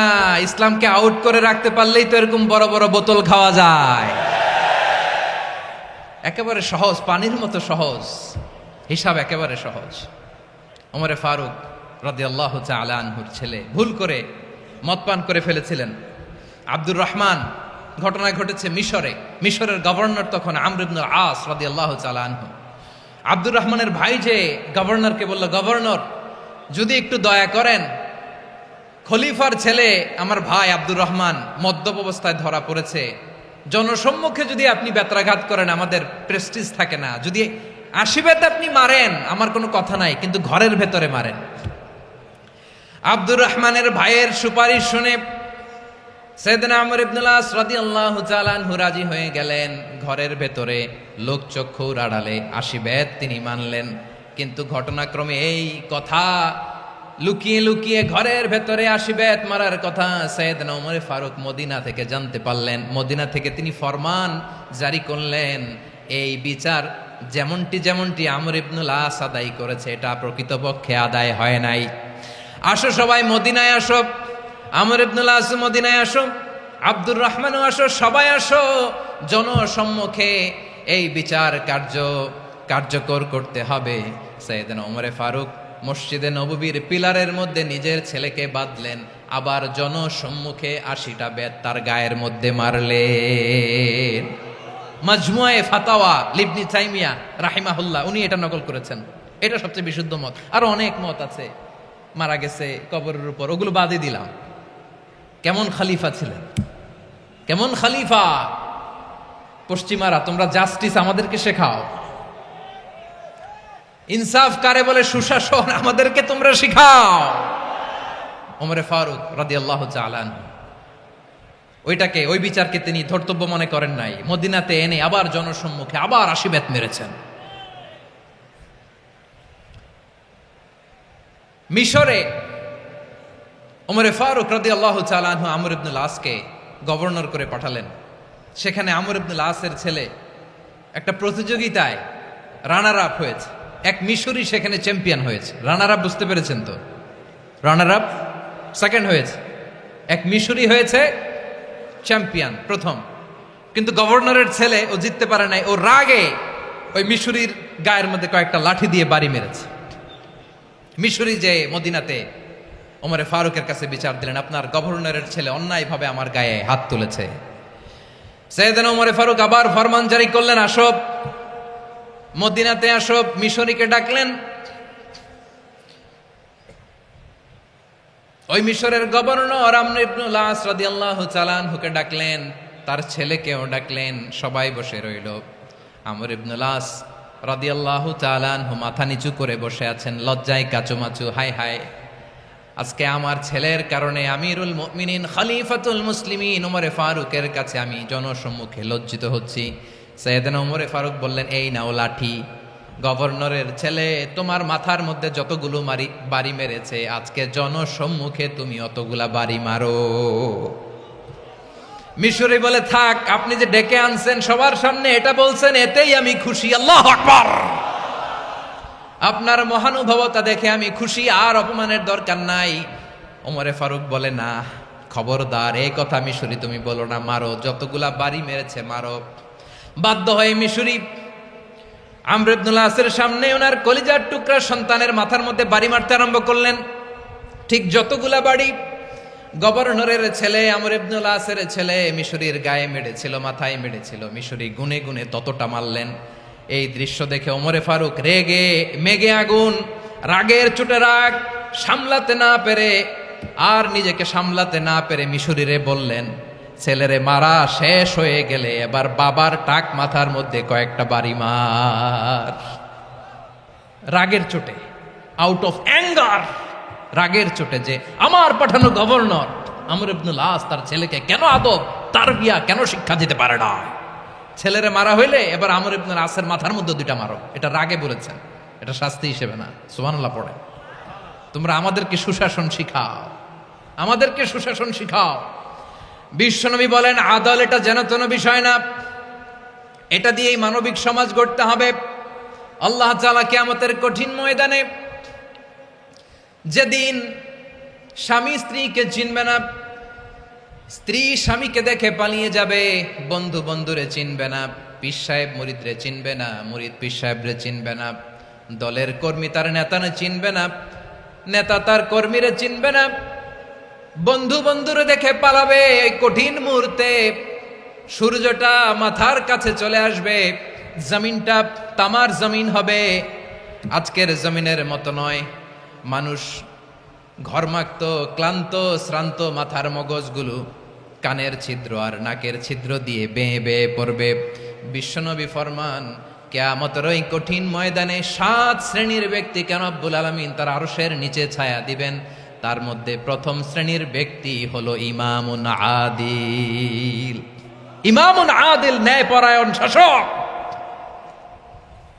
যে ইনসাফের সাথে বিচার করে, যে জাস্টিস সমাজে সার্ভ করে, যে সুশাসন নিশ্চিত করে, ওই ইমামুন আদিল। আদিল শব্দটা বুঝছেন না? ইন্নাল্লাহা ইয়া'মুরু বিল আদল, পাইছেন? আদিল। 7 শ্রেণীর ব্যক্তিকে আল্লাহ তাআলা সুশীতল আরশের নিচে ছায়া দিবেন, যেদিন তার দেয়া ছায়া ছাড়া কোনো ছায়া থাকবে না। এর প্রথম হচ্ছে ইমামুন আদিল, ন্যায়পরায়ণ শাসক। চিল্লায় বলেন সুবহানাল্লাহ। আবার বিশ্বনবী বললেন, ইন্নাল মুকসিতিনা ইনদাল্লাহি আলা মানাবিরা মিন নূর আন ইয়ামিনির রহমান। কিয়ামতের দিন যারা ন্যায়পরায়ণ হিসেবে আল্লাহর সামনে দাঁড়াবে, কিয়ামতের দিন রব্বুল আলামিন তার আরশের ডান দিকে ওই ন্যায়পরায়ণ লোকদের জন্য আরশের ডান দিকে একটা নূরের মিম্বারে তাদেরকে বসার সুযোগ করে দিবে। আল্লাহর আরশের ডান দিকে ন্যায়পরায়ণ লোকদের জন্য আল্লাহ তাআলা নূরের মিম্বার বানাবে। চারটেখানে কথা মনে করেছেন? আল আদাল, জাস্টিস, ইন্নাল্লাহা ইয়া'মুরু বিল আদল। আল্লাহ তাআলা এই আদালতের নির্দেশনা দেয়, সুবিচার, সুশাসন। প্রিয় ভাইয়েরা, এটা আমরা বাংলাদেশে চাই কি চাই না? এই যে অরাজকতা, এই যে অন্যায়, এই যে জুলুম, এই যে ইনকনসিস্টেন্সি সমাজের অসঙ্গতির প্রধান কারণ জাস্টিস নাই, সুবিচার নাই, সুশাসন নাই। শেষবারের মতো আওয়াজ করে বলেন তো, আমরা বাংলাদেশে আদল চাই কি চাই না? তাহলে প্রথম নির্দেশনা শেষ। আল্লাহ তাআলা তোমাদেরকে আদলের আদেশ দেন। এরপরে আল্লাহ বললেন, আমি তোমাদেরকে ইহসানের আদেশ দেই। ইন্নাল্লাহা ইয়া'মুরু বিল আদলি ওয়াল ইহসান। আমি তোমাদেরকে যেমনি আদলের নির্দেশনা দেই, তেমনি ভাবে তোমাদেরকে ইহসানের নির্দেশনা দেই। ইহসান, আওয়াজ করে সবাই বলেন তো ইহসান। সবাই বলেননি, সবাই বললে এতটুকু আওয়াজ হবে আমি বিশ্বাস করি না। আওয়াজ করে বলুন আল ইহসান। ইহসান মানে কারো প্রতি সফট হার্টেড হওয়া, মহানুভব হওয়া, অনুগ্রহ পরায়ণ হওয়া, অনুগ্রহশীল হওয়া, একে অপরের প্রতি দয়াদ্র হওয়া। একে অপরের প্রতি দয়াদ্র, অনুগ্রহশীল হওয়া ছাড়া মানবিক সমাজ কশিনকালেও গঠন করা সম্ভব না। প্রিয় ভাইয়েরা, সুন্দর আচরণ দিয়ে, ইহসান দিয়ে যা জয় করা যায়, নরম আচরণ দিয়ে যেটা অর্জন করা যায়, কঠোরতা দিয়ে সেটা পারা যায় না। বিষ্ণু ঈসা ইসলাম ইহসান দিয়ে, কোমল আচরণ দিয়ে, তার অনুগ্রহ দিয়ে তিনি অনেক কাফিরের হৃদয়কে জয় করে ফেলেছেন। সাইয়েদনা সুমামা ইবনে উসাল রাদিয়াল্লাহু তাআলা আনহুর কথা মনে পড়ে যায়। তিনি ছিলেন ইয়ামামার বাদশা। মদিনাতে বিশ্বনবীকে হত্যা করার নিয়তে এসেছিলেন। গোপনে গোপনে বিশ্বনবীকে হত্যা করে আবার ইয়ামামাতে তিনি ফিরে যাবেন। কিন্তু কি অবাক করা কাণ্ড, হত্যা করতে পারে নাই, সাহাবাদের হাতে তিনি ধরা পড়ে গেলেন। সাইয়েদনা সুমামা ইবনে উসাল রাদিয়াল্লাহু তাআলা আনহু হত্যার নিয়তে আসলেন, কিন্তু হত্যা করতে পারলেন না। সাহাবারা ওনাকে ধরে ফেললেন, ধরে মসজিদে নববীর পিলারের মধ্যে বেঁধে রাখলেন। সুমামা ইবনে উসাল, সিরাত থেকে শুনেন, সিরাত থেকে শোনাচ্ছি। রাদিয়াল্লাহু তাআলা আনহু ইয়ামামার অধিপতি ছিলেন। ইয়ামামা বিশ্বনবীকে হত্যার জন্য আসছেন, ধরা পড়ে গেছেন, এখন মসজিদে নববীতে বেঁধে রাখছে, তার মানে বন্দী। এখন স্ট্যাটাস কি? বন্দী, ক্যাপটিভ। তো বিষ্ণু ঈসা ইসলাম সাহাবাদেরকে বললেন, তার খোঁজ খবর নিও, সুমামা ইবনে উসালের খোঁজ খবর নিও। সাহাবার বলেন, ইয়া রাসূলুল্লাহ, আপনাকে হত্যা করতে এসেছে, তার তো কঠিন ক্যাপিটাল পানিশমেন্ট হওয়া দরকার, কঠিন শাস্তি হওয়া দরকার। বিশ্বনবী বললেন, না, আমি যেটা জানি তোমরা সেটা জানো না, তোমরা সুমামার সাথে ভালো আচরণ করো। বিশ্বনবী সুমামার কাছে গেলেন। প্রথম দিন যে তিনি কালেমার দাওয়াত দিলেন, ইমানের দাওয়াত দিলেন, ইসলামের দাওয়াত দিলেন, রিসালাতের দাওয়াত দিলেন, আখিরাতের দাওয়াত দিলেন। পরের দিন যে বিশ্বনবী সালাতের দাওয়াত দিলেন, যাকাতের দাওয়াত দিলেন, ইসলাম কি, কিভাবে, কেমন করে পালন করতে হয় চমৎকার আর্টিকুলেট করতে শুরু করলেন। তন্ময় হয়ে সুমামা ইবনে উসাল রাদিয়াল্লাহু তাআলা আনহু বিশ্বনবীর কথাগুলো শুনতে আরম্ভ করলো। একদিন নয়, 2 দিন নয়, টানা 3 দিন বিশ্বনবী সুমামার কাছে ইসলামকে প্রেজেন্ট করেছেন, উপস্থাপন করেছেন। আওয়াজ করে বলেন, কয় দিন? 3 দিন। 3 দিন মসজিদে নববীতে বাঁধা। আর সাহাবীদেরকে বললেন, তার খোঁজ খবর নিও, তোমরা যে রুটি বানাও এর মধ্যে সবচেয়ে ভালো আটার রুটিটা তারে দিও, সবচেয়ে রিফাইন্ড খেজুর, যেটা পিওর খেজুর, এটা তারে দিও। আর বিশ্বনবী নিজের উট থেকে দুধ দহন করে ওনার বাড়ির এক কর্মচারীকে বলেছেন, দুধ দহন করে সুমামার জন্য নিয়ে যেও। সুবহানাল্লাহ পড়বেন না? সবাই তো অবাক, ইয়ামামা থেকে আসছে নবীকে হত্যা করতে, বিশ্বনবী দেখে তারে জামাই আদর করে, তাকে মজার মজার খাবার দিও, দুধ দিও, আদর আপ্যায়ন করো। 1 দিন নয়, 2 দিন নয়, টানা 3 দিন বিশ্বনবী এভাবে সুমামার কাছে যেয়ে ইসলামকে প্রেজেন্ট করতে আরম্ভ করলেন, ইসলামকে উপস্থাপন করতে শুরু করলেন। আর তাকে চমৎকার এন্টারটেইনমেন্ট, আপ্যায়ন দিতে আরম্ভ করলেন। টানা 3 দিন যখন ইসলামের দ্য বিউটিজ অফ ইসলাম, ইসলামের সুমহান বাণী, সৌন্দর্য তার কাছে উপস্থাপন শেষ, তাকে আপ্যায়ন শেষ, বিশ্বনবী বললেন সাহাবেদেরকে, যাও এবার সুমামার হাতের পায়ের রশি দুটো খুলে দাও। তারা বললেন, ইয়া রাসূলুল্লাহ, কি বলেন আপনি? ও তো হত্যাকারী, সুযোগ পায় নাই, আপনারে মারতে পারে নাই, ছেড়ে দিলে আবার ও আপনার উপর তলোয়ার নিয়ে ঝাঁপিয়ে পড়বে। নবী, এই সিদ্ধান্ত আপনি নিতে যাবেন না। বিশ্বনবী বললেন, যেটা বলেছি সেটা করো, সুমামার রশিগুলো ছেড়ে দাও, সুমামার হাতে পায়ের রশিগুলো যে তোমরা খুলে দাও। সাহাবারা তর্ক জুড়ে দিলেন, লা ইয়া রাসূলুল্লাহ, এমনটা করবেন না, তো ভয়ঙ্কর ভয়ঙ্কর খুনি, কি জানি কি হয়ে যায়। বিশ্বনবী বললেন, না, তার হাতে পায়ের রশিগুলো খুলে দাও। সাহাবারা বিশ্বনবীর কথা মতো তার হাতে পায়ের রশিগুলো খুলে দিল। সুমামা মুহূর্তের মধ্যে মসজিদে নববী থেকে বের হয়ে ইয়ামামায় ফিরে না যে মসজিদে নববীর পাশে একটা খেজুর বাগান ছিল, সেখানে চলে গেলেন। সেখানে একটা ছোট্ট কুয়া ছিল, কুয়ার পানি দিয়ে তিনি গোসল করলেন। সুবহানাল্লাহ পড়েন। কুয়ার পানি দিয়ে গোসল করে মসজিদে নববীর সামনে এসে বিশ্বনবী এবং সাহাবাদের সামনে দাঁড়িয়ে সাব্বাবা উঁচু করে বললেন, আশহাদু আল্লা ইলাহা ইল্লাল্লাহ ওয়া আশহাদু আন্না মুহাম্মাদান আবদুহু ওয়া রাসূলুহু। আল্লাহু আকবার। আমি সাক্ষ্য দিচ্ছি আল্লাহ ছাড়া কোনো ইলাহ নাই, আর মুহাম্মদ আল্লাহ তাআলার প্রেরিত বান্দা এবং রাসূল। প্রিয় ভাইয়েরা, ইহসান দিয়ে যা জয় করা যায়, কঠোরতা দিয়ে সেটা কঠিনকালেও জয় করা যায় না। আওয়াজ করে বলেন ঠিক কি না? এবার সুমামা দাঁড়িয়ে বলে, ওগো নবী, আমি তো কালিমা পড়ে মুসলমান হয়ে গেলাম, এবার শোনেন, এই মুহূর্তের আগে আপনার চেহারার চাইতে নিকৃষ্ট কোনো চেহারা আমার কাছে ছিল না, কিন্তু শাহাদা পাঠ করার পরে আপনার চেহারার চাইতে উত্তম শ্রেষ্ঠ কোনো চেহারা আমার কাছে আর নাই। ও নবী, আজকের দিনের আগে ইসলাম ধর্মের চেয়ে নিকৃষ্ট অপছন্দনীয় কোনো ধর্ম আমার কাছে ছিল না, কিন্তু এই মুহূর্ত থেকে ইসলামের চেয়ে সেরা শ্রেষ্ঠ পছন্দনীয় কোনো ধর্ম আমার কাছে নাই। নবী গো, আজকের দিনের আগে মদিনার চাইতে অপছন্দনীয় নিকৃষ্ট কোনো শহর আমার কাছে ছিল না, কিন্তু এই মুহূর্তের পর থেকে মদিনার চাইতে কোনো শ্রেষ্ঠ শহর আমার জানা নাই। সে ছিল গমের বড় ডিলার, গম বেচতো। কি বেচতো?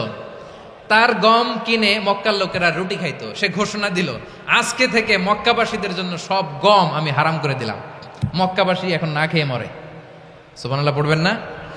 মক্কাবাসী বিশ্বনবীর কাছে আসলেন, এসে বললেন, মুহাম্মদ, আমরা তো তোমার ভাই, তোমার চাচা, তোমার ভাতিজা, তোমার আত্মীয়, তুমি সুমামারে বলো সে যেন আবার গমের সাপ্লাই মক্কার জন্য অনুমতি দিয়ে দেয়। বিশ্বনবীর অনুমতি ক্রমে সুমামা আবার মক্কাতে গম পাঠাতে শুরু করলো। পড়েন সুবহানাল্লাহ।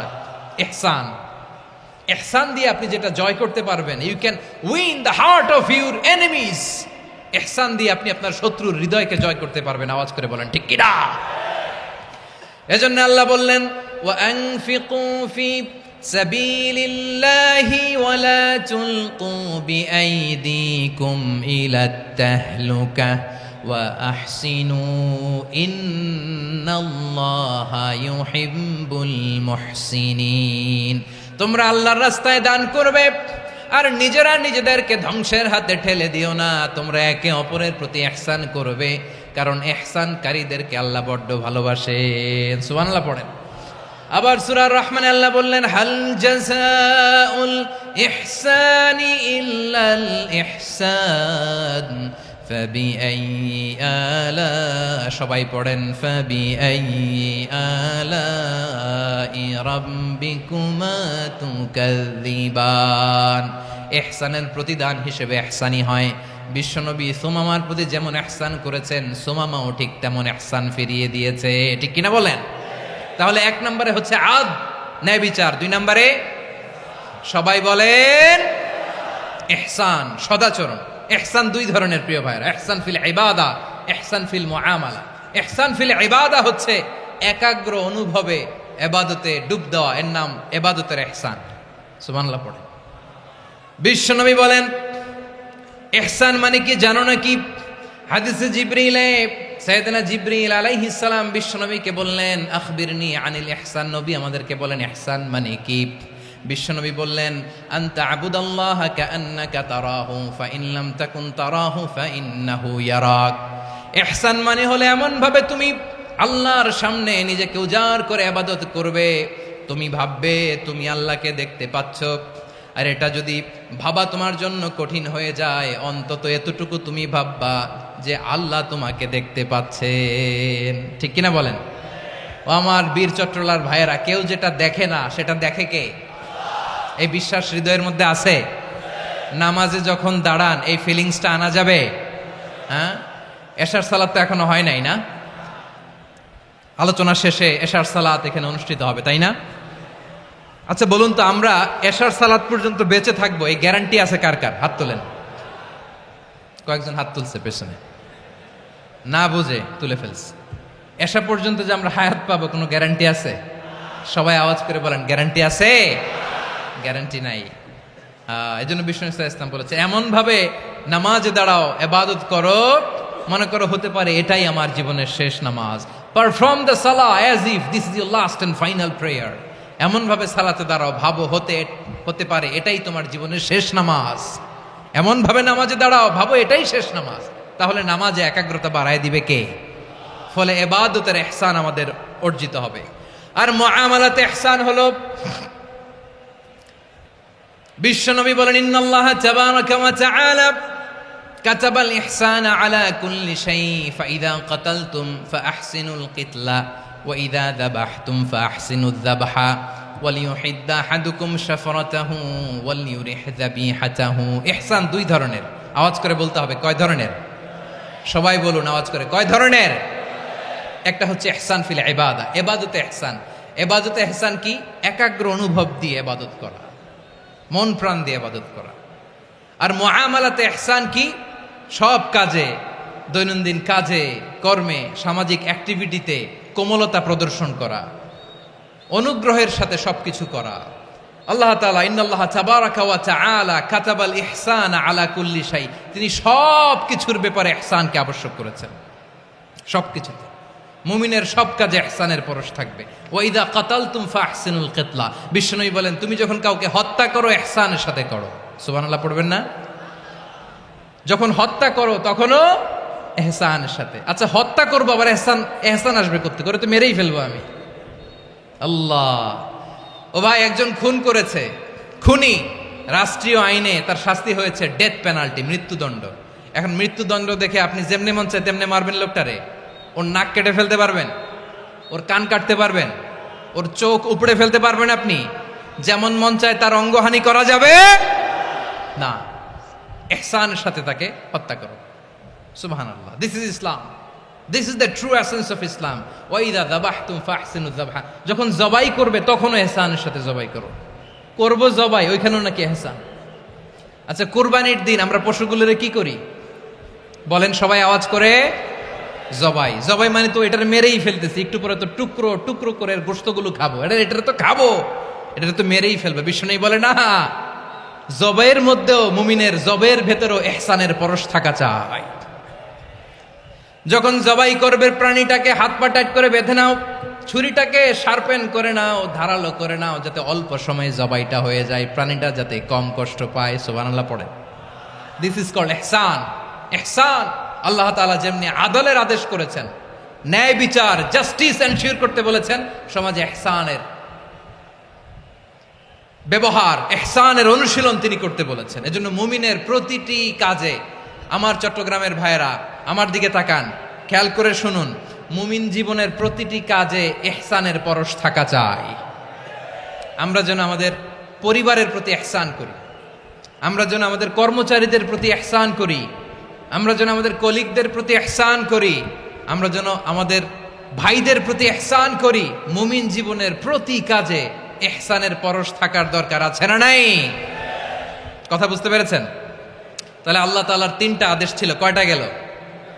ভুলে গেছে, ভুলে গেছে চট্টগ্রাম। তিনটা আদেশের মধ্যে কয়টা বললাম?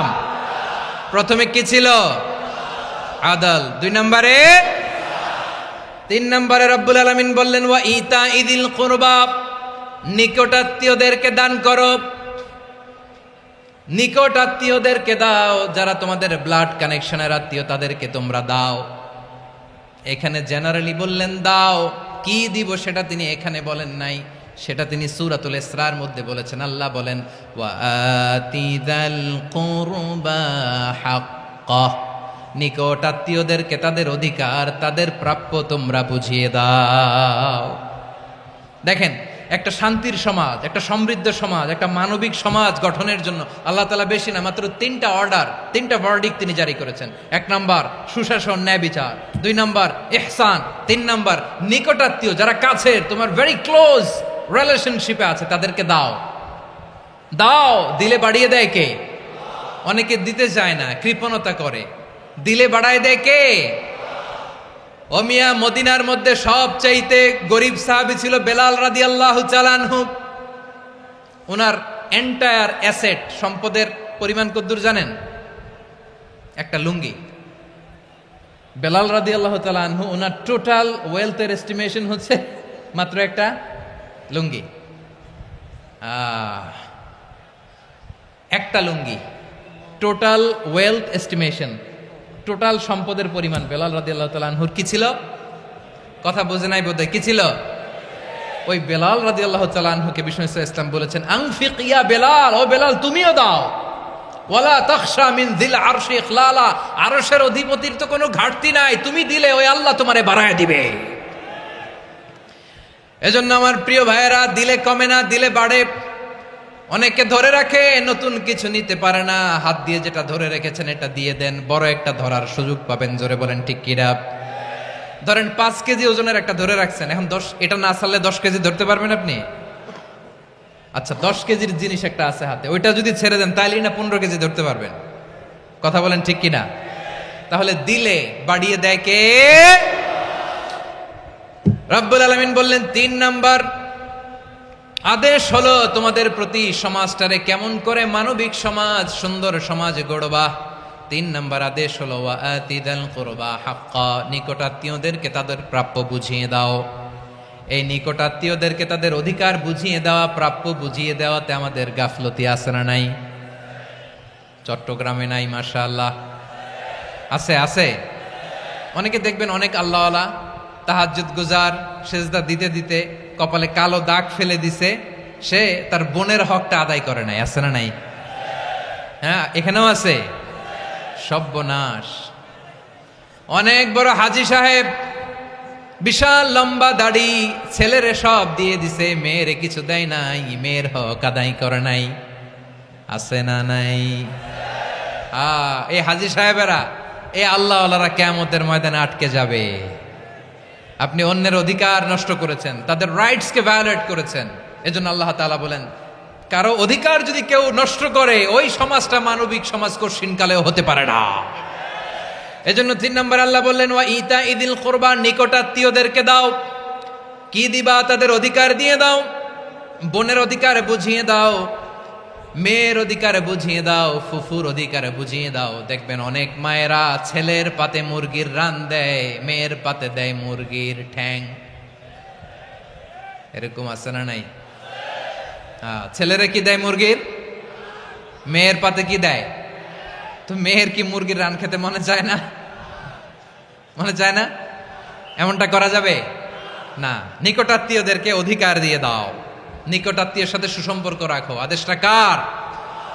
এজন্য প্রিয় ভাইয়েরা, জীবনে যদি বারাকা অর্জন করতে চান, নিকটাত্মীয়দের সাথে সুসম্পর্ক রাখতে হবে, তাদের জন্য উপহার পাঠাতে হবে। বিশ্বনবী বলেন লা ইয়াদখুলুল জান্নাতা কাতে, যে ব্যক্তি আত্মীয়তার সম্পর্ককে ছিন্ন করে দেয়, সে কশিনকালেও আল্লাহর জান্নাতে ঢুকবে না।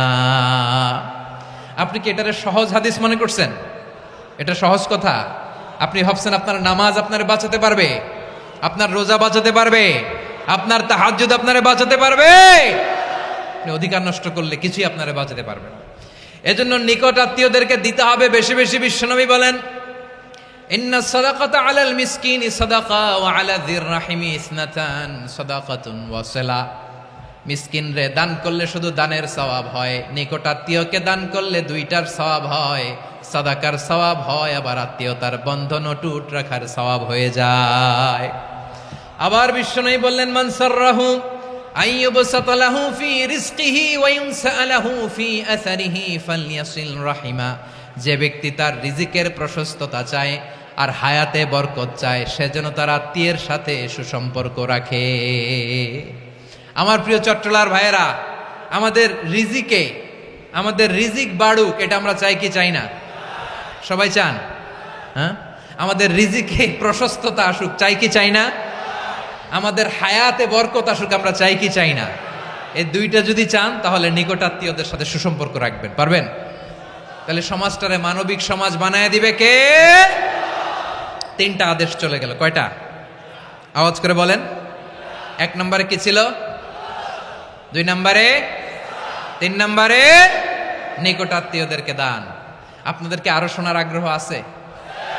আপনাদের মনোযোগ আছে না গেছে? কষ্ট হচ্ছে না? মাশাআল্লাহ, মাশাআল্লাহ। তাকবীর পড়ুন, লিল্লাহে তাকবীর।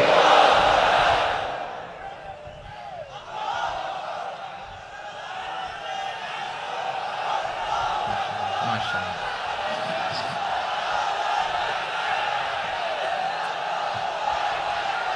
আমার প্রিয় ভাইয়েরা,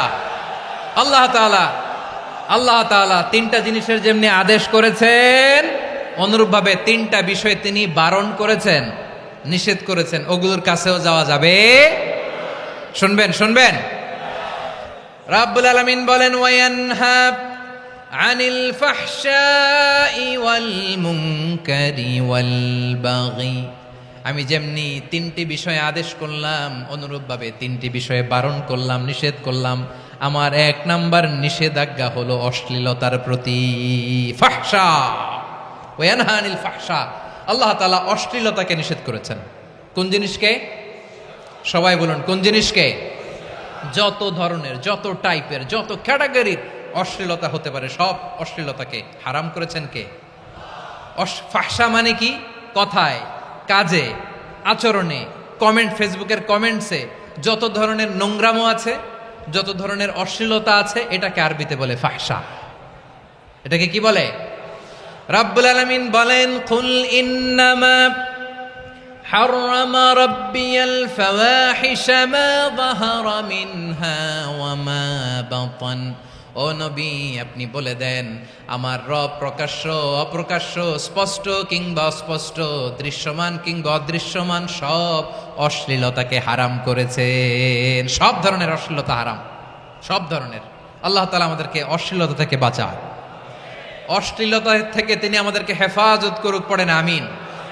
এবার বলেন, আমাদের সমাজে অশ্লীলতা আছে না নাই? চট্টগ্রামে নাই? আমি কই নাই, ওনারা বলে আছে।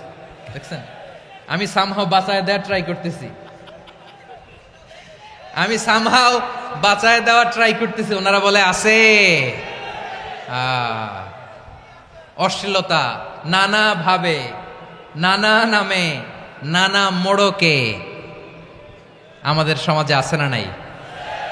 সংস্কৃতির নামে, ফ্যাশনের নামে, বিনোদনের নামে, উপন্যাসের নামে, কনসার্টের নামে অশ্লীলতা আছে না নাই? আপনি দেখেছেন কনসার্টগুলোর অবস্থা?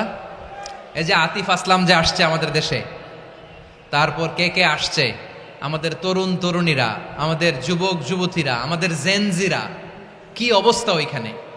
হ্যাঁ, কি অবস্থা? কে বাঁচাবে ওদের? কে রক্ষা করবে ওদের ইমানের, ওদের চরিত্রের হেফাজতের গ্যারান্টি কে দিবে? কনসার্টের নামে অশ্লীলতা আছে না নাই? ছেলে মেয়ে একে অপরকে জড়ায় ধরতেছে, একে অপরকে চুমু খাচ্ছে, প্রকাশ্যে, দিবালোকে, গণমানুষের সামনে। আল্লাহ তাআলা এই অশ্লীলতা থেকে আমাদেরকে বেঁচে থাকতে বলেছেন, বেঁচে থাকতে বলেছেন।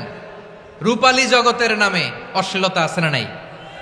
এই টার্মটা আপনারা জানেন না? রূপালী জগৎ কি জগৎ?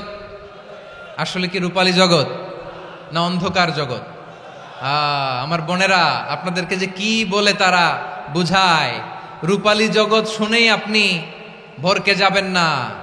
রূপালী জগতে যে নারী যত বেশি উলঙ্গ, সে নাকি তত বেশি সাহসী।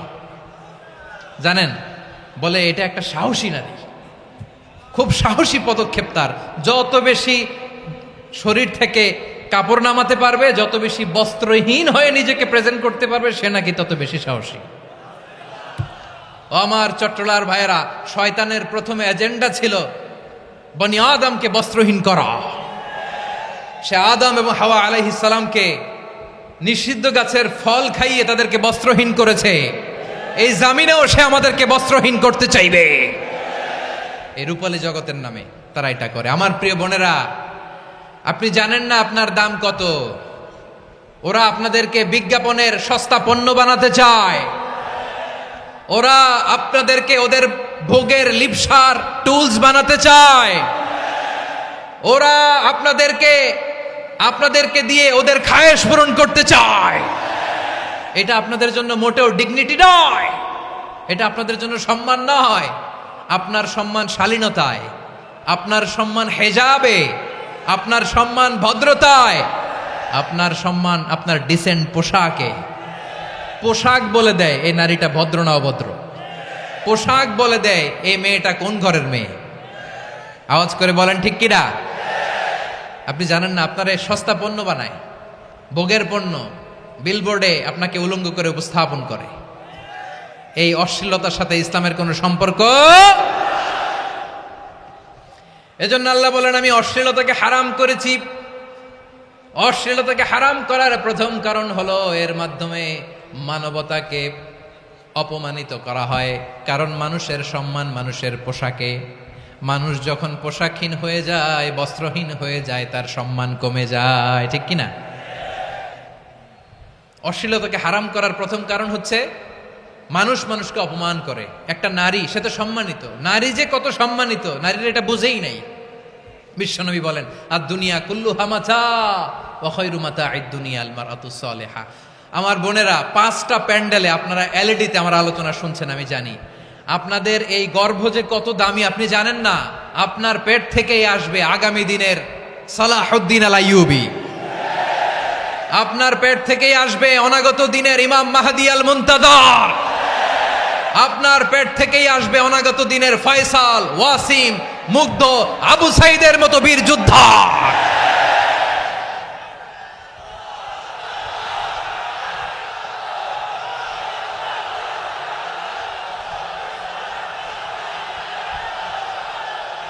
আমার প্রিয় বোনেরা, আমার প্রিয় বোনেরা, বিশ্বনবীর কথার ওজন খেয়াল করেন। আর দুনিয়া কুল্লুহা মাতা ওয়া খায়রু মাতা'আদ দুনিয়াল মারআতুস সালিহা।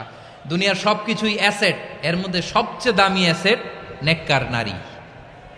আপনার গর্ভ যে কত দামি আপনি জানেন না। নিজের সময়টাকে কাজে লাগান, কোরআন পড়েন, সুন্নাহ পড়েন। আপনার অনেক দায়িত্ব ঘরে। You are the MD of your family.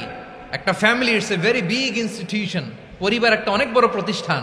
And you are the MD of your institution. আপনি এই পরিবারের MD, managing director of your family. এখানে আপনার কত দায়িত্ব। আপনি ছেলেমেয়েদেরকে তারবিয়া করবেন। আপনি আপনার স্বামীর জন্য ঘরটারে জান্নাতের নীর বানাবেন। আপনার জন্য জান্নাতের ডুপ্লেক্স বাড়ি ওইখানে তৈরি করে রাখবে কে?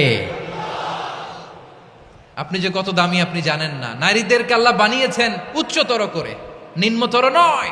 নারীদেরকে ছোট্ট জিনিস দিলে এটার বড় করে দেয়। নারীদেরকে ভ্রূণ দিলে, শুক্রাণু দিলে নারী এটারে বাচ্চা হিসেবে উপহার দেয়, ঠিক কিনা? বিয়ের মাধ্যমে স্বামী যখন তার শুক্রাণু তার স্ত্রীকে উপহার দেয়, স্ত্রী রিটার্নে কি উপহার দেয়? ফুল ফর্ম বেবি, মানব সন্তান। দেখছেন, আপনি দিলেন একটুক, উনি দিছে বিশাল। আপনি যদি নারীকে বাজার এনে দেন, নারী এটাকে সুস্বাদু খাবারে রূপান্তর করে দেয়। আপনি তাকে একটা মুচকি হাসি দিয়ে দেন, সে তার কলিজা দিয়ে দেয়। কিন্তু যদি আপনি তার মনে কষ্ট দেন, সে আপনার জীবনকে জাহান্নাম বানায়া দেয়। খবর আছে, নারীর মন বুঝতে পারলে নেয়ামত, বুঝতে না পারলে কিয়ামত, ঠিক কিনা বলেন? আমার প্রিয় বোনেরা, আপনি যে কত দামি আপনি জানেন না। জানেন না আপনি কত দামি, অনেক দামি আপনি। আপনাদেরকে যেন ভোগের সস্তা পণ্য বানাতে না পারে আপনাদেরকে সচেতন থাকতে হবে, সজাগ থাকতে হবে, কনসার্ন থাকতে হবে। শয়তানের ওই হাতছানির দিকে আর নজর দেওয়া যাবে না। তাহলে কেন আল্লাহ তাআলা এই ফাহশা অশ্লীলতাকে হারাম করলেন? 1 নাম্বার, এতে হিউম্যান ডিগনিটি কমে। 2 নাম্বার, এতে মানুষের অধিকার নষ্ট হয়।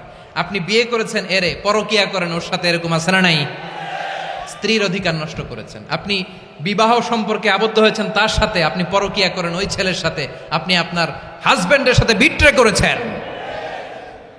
এজন্য আল্লাহ অশ্লীলতাকে হারাম করেছেন।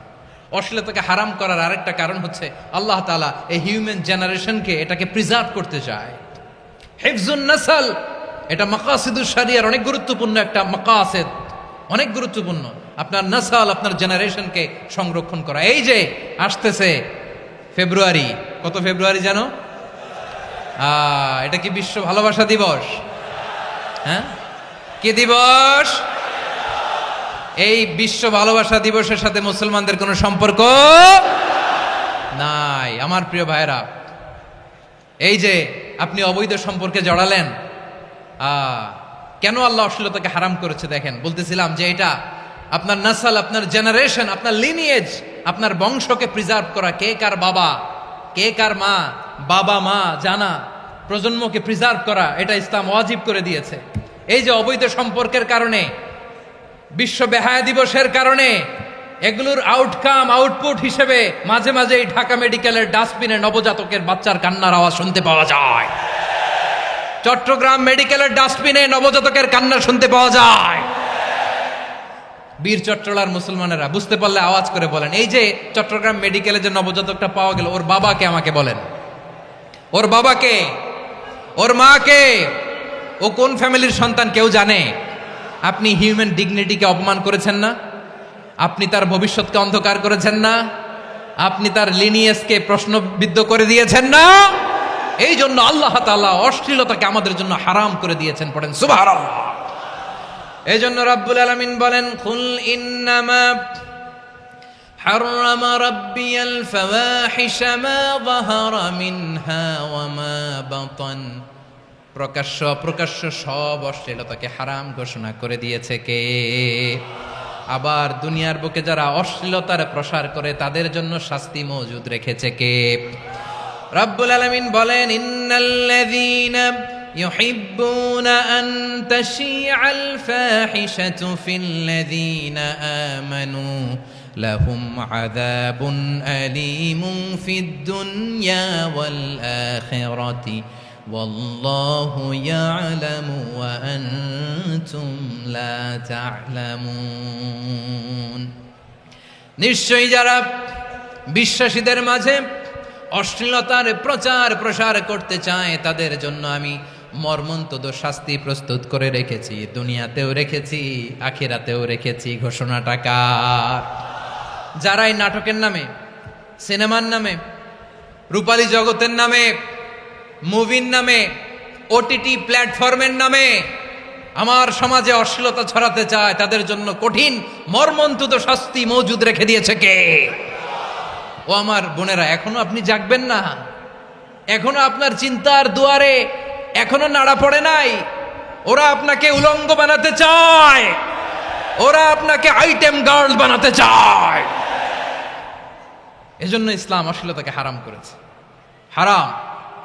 ইসলাম বলেছে যোজন যোজন দূরে থাকো, ওরা বলে না কাছে আসো, কাছে আসার গল্প, ক্লোজ আপ ওয়ান, কাছে আসার গল্প আছে না নাই? চট্টগ্রামে তো এগুলো নাই মাশাআল্লাহ।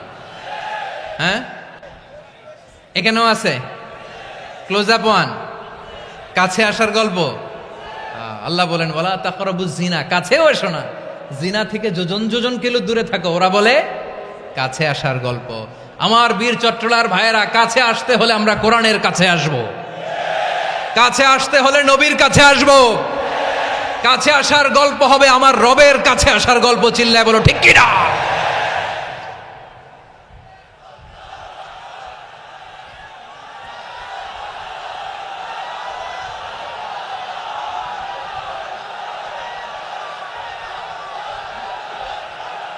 বসুন বসুন আমার ভাইয়েরা। তাহলে অশ্লীলতার সাথে আমাদের কোনো সম্পর্ক? সবাই বলতে পারেননি, আওয়াজ করে বলুন, অশ্লীলতার সাথে আমাদের কোনো সম্পর্ক? আমরা এই সমস্ত ক্লোজ আপ ওয়ান, কাছে আসার গল্পের প্রোগ্রামে যাব? আমরা কোনো ধরনের অশ্লীল কন্টেন্ট সোশ্যাল মিডিয়ায়, টিভিতে দেখব?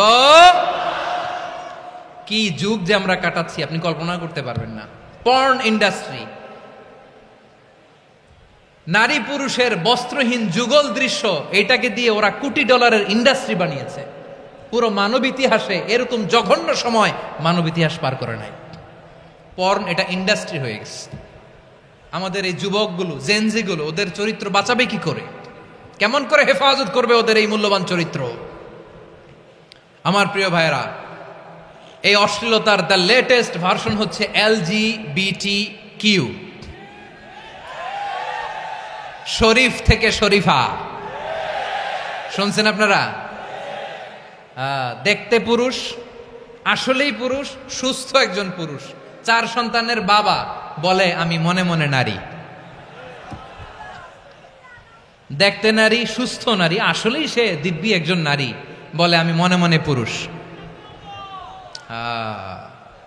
সবচেয়ে ভয়ঙ্কর অশ্লীলতার সবচাইতে লেটেস্ট ভার্সন হচ্ছে এই ট্রান্সজেন্ডারিজম। সুস্থ পুরুষ তার বায়োলজিক্যাল গ্রোথকে হরমোন দিয়ে স্টপ করে দিয়ে সে সার্জারি করে নারী হতে চায়, সুস্থ নারী পুরুষ হতে চায়। পুরুষের প্রতি সেক্সুয়ালি আকর্ষণ বোধ করে। এটা লূত আলাইহিস সালামের কওমের মধ্যে ছিল। এটাকেও আল্লাহ কোরআনে ফাহিশা বলেছেন। ওয়ালুতান ইয ক্বালা লিকাওমিহি আতাতুনাল ফাহিশাতা মা সাবাকাকুম বিহা মিন আহাদিম মিনাল আলামিন। লূত আলাইহিস সালাম বললেন, তোমরা কি এমন এক অশ্লীল কার্যক্রমে ডুব দিলে নাকি যেটা গোটা বিশ্বের কেউ কখনো করে নাই, তোমরাই প্রথম করেছো। পড়েন নাউযুবিল্লাহ। এই পশ্চিমের এই রোগ আমার দেশে যেন আসতে না পারে, আমাদের সজাগ থাকতে হবে। প্রিয় ভাইরা, চিল্লায় বলেন ঠিক কিনা? পশ্চিমের অবস্থা ভয়ঙ্কর। পাশ্চাত্যে আমি যুক্তরাষ্ট্রে ছিলাম অনেকদিন, কয়েক মাস, বিভিন্ন স্টেটে ঘুরেছি। গার্ডিয়ানরা উদ্বিগ্ন, ছেলে মেয়েদেরকে, ছোট্ট ছেলে মেয়ে, ওদেরকে জিজ্ঞেস করে, তুমি how do you feel right now inside yourself? তুমি ভিতরে ভিতরে কেমন ফিল করো? তোমার কি ছেলে ছেলে লাগে না মেয়ে মেয়ে লাগে? আচ্ছা বলেন, এই ছোট্ট বাচ্চাটা ওকে এগুলো জেন্ডার অ্যাসাইনমেন্ট বলতে এগুলো কিছু বুঝে? এইভাবে মিসগাইড করা হচ্ছে। কৌতূহল বশত ছোট্ট ছেলে যদি বলে আমার তো মেয়ে মেয়ে লাগে, তখন বলে যে না তুমি মেয়ে, ছেলে না। মা বাবা বাধা দিলে ওকে আলাদা গভর্নমেন্ট হাউসে নিয়ে যায়। ভয়ঙ্করতম অবস্থা। আমরা একটা সময়ে শুনতাম যে হুজুর আমার ছেলেটা খুব ভালো, হাফেজে কোরআন, আল্লাহওয়ালা। হুজুর আমার ছেলে দাড়ি রাখছে, আল্লাহওয়ালা। হুজুর আমার ছেলে 5 ওয়াক্ত সালাত জামাতের সাথে পড়ে, তার মানে আল্লাহওয়ালা। পশ্চিমে যে আমি কি শুনছি জানেন? ওরা বলে হুজুর আমার ছেলেটা ইউনিভার্সিটির একটা মেয়ের সাথে প্রেম করে, ও খুব আল্লাহওয়ালা, হুজুর দোয়া করবেন। এর কারণ ওদের কাছে আল্লাহওয়ালার ক্রাইটেরিয়া হচ্ছে হুজুর আমার ছেলেটা আরেক ছেলের পছন্দ করে নাই, আমার মেয়েটা আরেক মেয়েকে ভালোবাসে নাই, এজন্য আমার ছেলেটা আল্লাহওয়ালা, হুজুর ওর জন্য একটু দোয়া করে দিয়েন। কি চ্যালেঞ্জ ওরা ফেস করতেছে। ওনার ছেলে যে আরেক ছেলেরে বিয়ে করবে না, এটাতেই উনি খুশি যে আলহামদুলিল্লাহ আমার ছেলেটা একটা মেয়েরে ভালোবাসে, আমার মেয়েটা একটা ছেলেরে ভালোবাসে, মানে এটা খুব আল্লাহওয়ালা। নাউজুবিল্লাহ পড়তে পারলেন না? এজন্য অশ্লীলতার সাথে আমাদের কোনো সম্পর্ক। রব্বুল আলামিন বলেন ওয়ায়ানহা আনিল ফাহশাই ওয়াল মুনকারি ওয়াল বাগি। 3টা জিনিসকে আমি নিষিদ্ধ করলাম। 1 নাম্বার হলো ফাহশা, অশ্লীলতা। 2 নম্বরে হলো মুনকার, সমস্ত মন্দ কাজ। আপনাদের মনোযোগ আছে না? শেষ করে দিব? আর 2-1 মিনিট শুনবেন? আচ্ছা বলি তাহলে, আর 2-1 মিনিট। তাহলে নিষেধাজ্ঞা জারি করেছেন 3টা জিনিসের উপর। 1 নাম্বার কি? ফাহশা, অশ্লীলতা। 2 নাম্বার মুনকার। মুনকার মানে হচ্ছে যত মন্দ কাজ, খারাপ কাজ, বাজে কাজ, এটার বলে মুনকার। এটার কি বলে? আপনারা পড়ছেন না তা'মুরুনা বিল মা'রুফি ওয়া তানহাউনা আনিল মুনকার। ভালো কাজের আদেশ, সৎ কাজের আদেশ, অসৎ কাজের নিষেধ। মুনকার, মুনকার হচ্ছে মানুষের স্বাভাবিক বিবেকবোধ যেটাকে খারাপ বলে, ওইটাই মুনকার। পৃথিবীর সব আসমানি গ্রন্থ যেটাকে খারাপ বলেছে, মানুষের স্বাভাবিক বিবেকবোধ যেটাকে খারাপ বলেছে, এগুলো সব মুনকার। যেমন ইফটিজিং, এটা কি ভালো না খারাপ? মজুদদারি, খাদ্যে ভেজাল দেওয়া, ওজনে কম দেওয়া, মাছে ফরমালিন মিশানো, চাঁদাবাজি, টেন্ডারবাজি, দখলবাজি, এগুলো আমাদের স্বাভাবিক বিবেকেই বলে এগুলো খারাপ, এগুলো হচ্ছে মুনকার। আল্লাহ তাআলা এই মুনকার থেকে আমাদেরকে বেঁচে থাকতে বলেন, আর শয়তান এই মুনকারের প্রতি আমাদেরকে উদ্বুদ্ধ করে। আল্লাহ তাআলা বললেন ইয়া আইয়ুহাল্লাযীনা আমানু লা তাত্তাবিউ খুতুওয়াতিশ শাইতান ومن يتبع خطوات الشيطان فإنه ইয়া'মুরু বিল ফাহশাই ওয়াল মুনকার। আল্লাহ বললেন, ও আমার গোলামেরা শোনো শোনো, ও আমার বিশ্বাসী বান্দারা খবরদার, তোমরা কশিনকালেও শয়তানের পদাঙ্ক অনুসরণ করবে না, কারণ শয়তান তোমাদেরকে অশ্লীলতা এবং মন্দ কাজের দিকে উদ্বুদ্ধ করে। আমাদের কাজ হচ্ছে শয়তান আমাদেরকে যেদিকে নিতে চায় আমরা তার উল্টা দিকে যাব, ঠিক কিনা বলেন? শয়তান এই মন্দ কাজকে আমাদের কাছে বিউটিফাই করে চাকচিক্যময় করে আমাদের সামনে উপস্থাপন করে। এজন্য আল্লাহ বলেন মুনকারকে থামাতে হবে, মুনকার প্রতিরোধ করতে হবে। মুনকার প্রতিরোধের দায়িত্ব শুধু আমাদের নাকি? শুধু আপনার খতিব সাহেবের, ইমাম সাহেবের, নাকি মুসলিম উম্মার সবার? আওয়াজ করে বলুন, মুনকার অসৎ কাজ প্রতিরোধের দায়িত্ব কার? রাব্বুল আলামিন বলেন, কুনতুম খায়রা উম্মাতিন উখরিজাত লিন-নাসি তা'মুরুনা বিল মা'রুফি ওয়া তানহাউনা আনিল মুনকার। তোমাদেরকে শ্রেষ্ঠ জাতি করে জমিনের মধ্যে আবির্ভূত করা হয়েছে, যাতে করে তোমরা জমিনের ভেতরে সৎ কাজের আদেশ করতে পারো আর অসৎ কাজের নিষেধ করতে পারো। উম্মাহ কুনতুম খায়রা, তাহলে গোটা উম্মার দায়িত্ব, এটা বুঝতে পারছেন তো? আচ্ছা, আরো নিচে আসেন। এরপরে আল্লাহ বললেন, শুধু উম্মাহ না, এই জমিনের রাজত্ব আমি যাদের হাতে দেই, এই জমিনের মালিক আমি যাদেরকে বানিয়ে দেই, যাদেরকে আমি সরকারের দায়িত্ব দেই, তাদেরকেও মুনকার প্রতিরোধের দায়িত্ব দিয়েছে কে? আল্লাহ বলেন, যারা ক্ষমতার মসনদে বসেছে তাদেরকে 4 দফা কর্মসূচি আমি আল্লাহ দিলাম। আওয়াজ করে বলেন, কয় দফা? আল্লাহ বলেন, আল্লাযীনা ইম্মাক্কান্নাহুম ফিল আরদি আকামুস সালাতা ওয়া আতাউয যাকাতা ওয়া আমারু বিল মা'রুফি ওয়া নাহাউ আনিল মুনকার ওয়ালিল্লাহি আকিবাতুল উমুর। যারা এই জমিনের উত্তরাধিকার হয়েছে তারা 4 দফা কর্মসূচি নিয়ে সামনে আগাবা। সালাত কায়েম করবা, যাকাত আদায় করবা, সৎ কাজের আদেশ দিবা, অসৎ কাজ থেকে মুনকার প্রতিরোধ করবা। আদেশটা কার? আমার প্রিয় চট্টলার ভাইয়েরা, পুরো উম্মার দায়িত্ব মুনকার প্রতিরোধ করা, সরকার প্রধানের দায়িত্ব মুনকার প্রতিরোধ করা। এরপর আল্লাহ বলেন, প্রতিটা ফ্যামিলির যিনি প্রধান সিইও বাবা, প্রত্যেক বাবারও দায়িত্ব এই মুনকার প্রতিরোধ করা। আওয়াজ করে বলেন ঠিক কিনা? যেমনটি সাইয়েদনা লুকমান আলাইহিস সালাম ওনার কলিজার টুকরা সন্তানকে আদেশ করেছেন, ইয়া বুনাইয়া আকিমিস সালাতা ওয়া'মুর বিল মা'রুফি ওয়ানহা আনিল মুনকার। পড়েন সুবহানাল্লাহ। বাবা ছেলেকে সবক দিচ্ছে। কে সবক দিচ্ছে? কাকে? লুকমান আলাইহিস সালাম ছেলেকে বলতেছে, ওরে আমার কলিজার টুকরা সন্তান, ওরে আমার বাছা, নামাজ কায়েম করবা, সৎ কাজের আদেশ দিবা, আর মুনকার প্রতিরোধ করবা, অসৎ কাজ, সমাজ থেকে খারাপ কাজকে ঝেঁটে বিদায় করে দিবা। তাহলে দেখেন, আমি স্টেপ বাই স্টেপ নামলাম। পুরা উম্মার দায়িত্ব, জমিনের উত্তরাধিকারী আল্লাহ যাদেরকে বানিয়েছেন সরকার, তাদের দায়িত্ব, প্রতিটি ফ্যামিলির প্রধানের দায়িত্ব। এরপরে বিশ্বনবী বলেন, সচেতন প্রতিটি মুসলিমের দায়িত্ব সমাজ থেকে মুনকারকে উৎখাত করা। বিশ্বনবী বলেছেন, মান রাআ মিনকুম মুনকারান ফালিয়ুগাইয়িরহু বিয়াদিহি ফাইন লাম ইয়াস্তাতি ফাবিলিসানিহি ওয়া ইন লাম ইয়াস্তাতি ফাবিকলবিহি ওয়া যালিকা আযআফুল ঈমান। সমাজে যে মুনকার দেখবে, খারাপ কাজ দেখবে, সে যেন হাত দিয়ে সেটাকে থামায়। কি দিয়ে? আপনাদের তো হাত নাই না? হাত আছে, হাত আছে। ওরা যেই হাত দিয়ে অন্যায় করে ওইটা প্রতিরোধের জন্য আমাদেরও হাত আছে না নাই? থামাতে হবে, থামাতে হবে।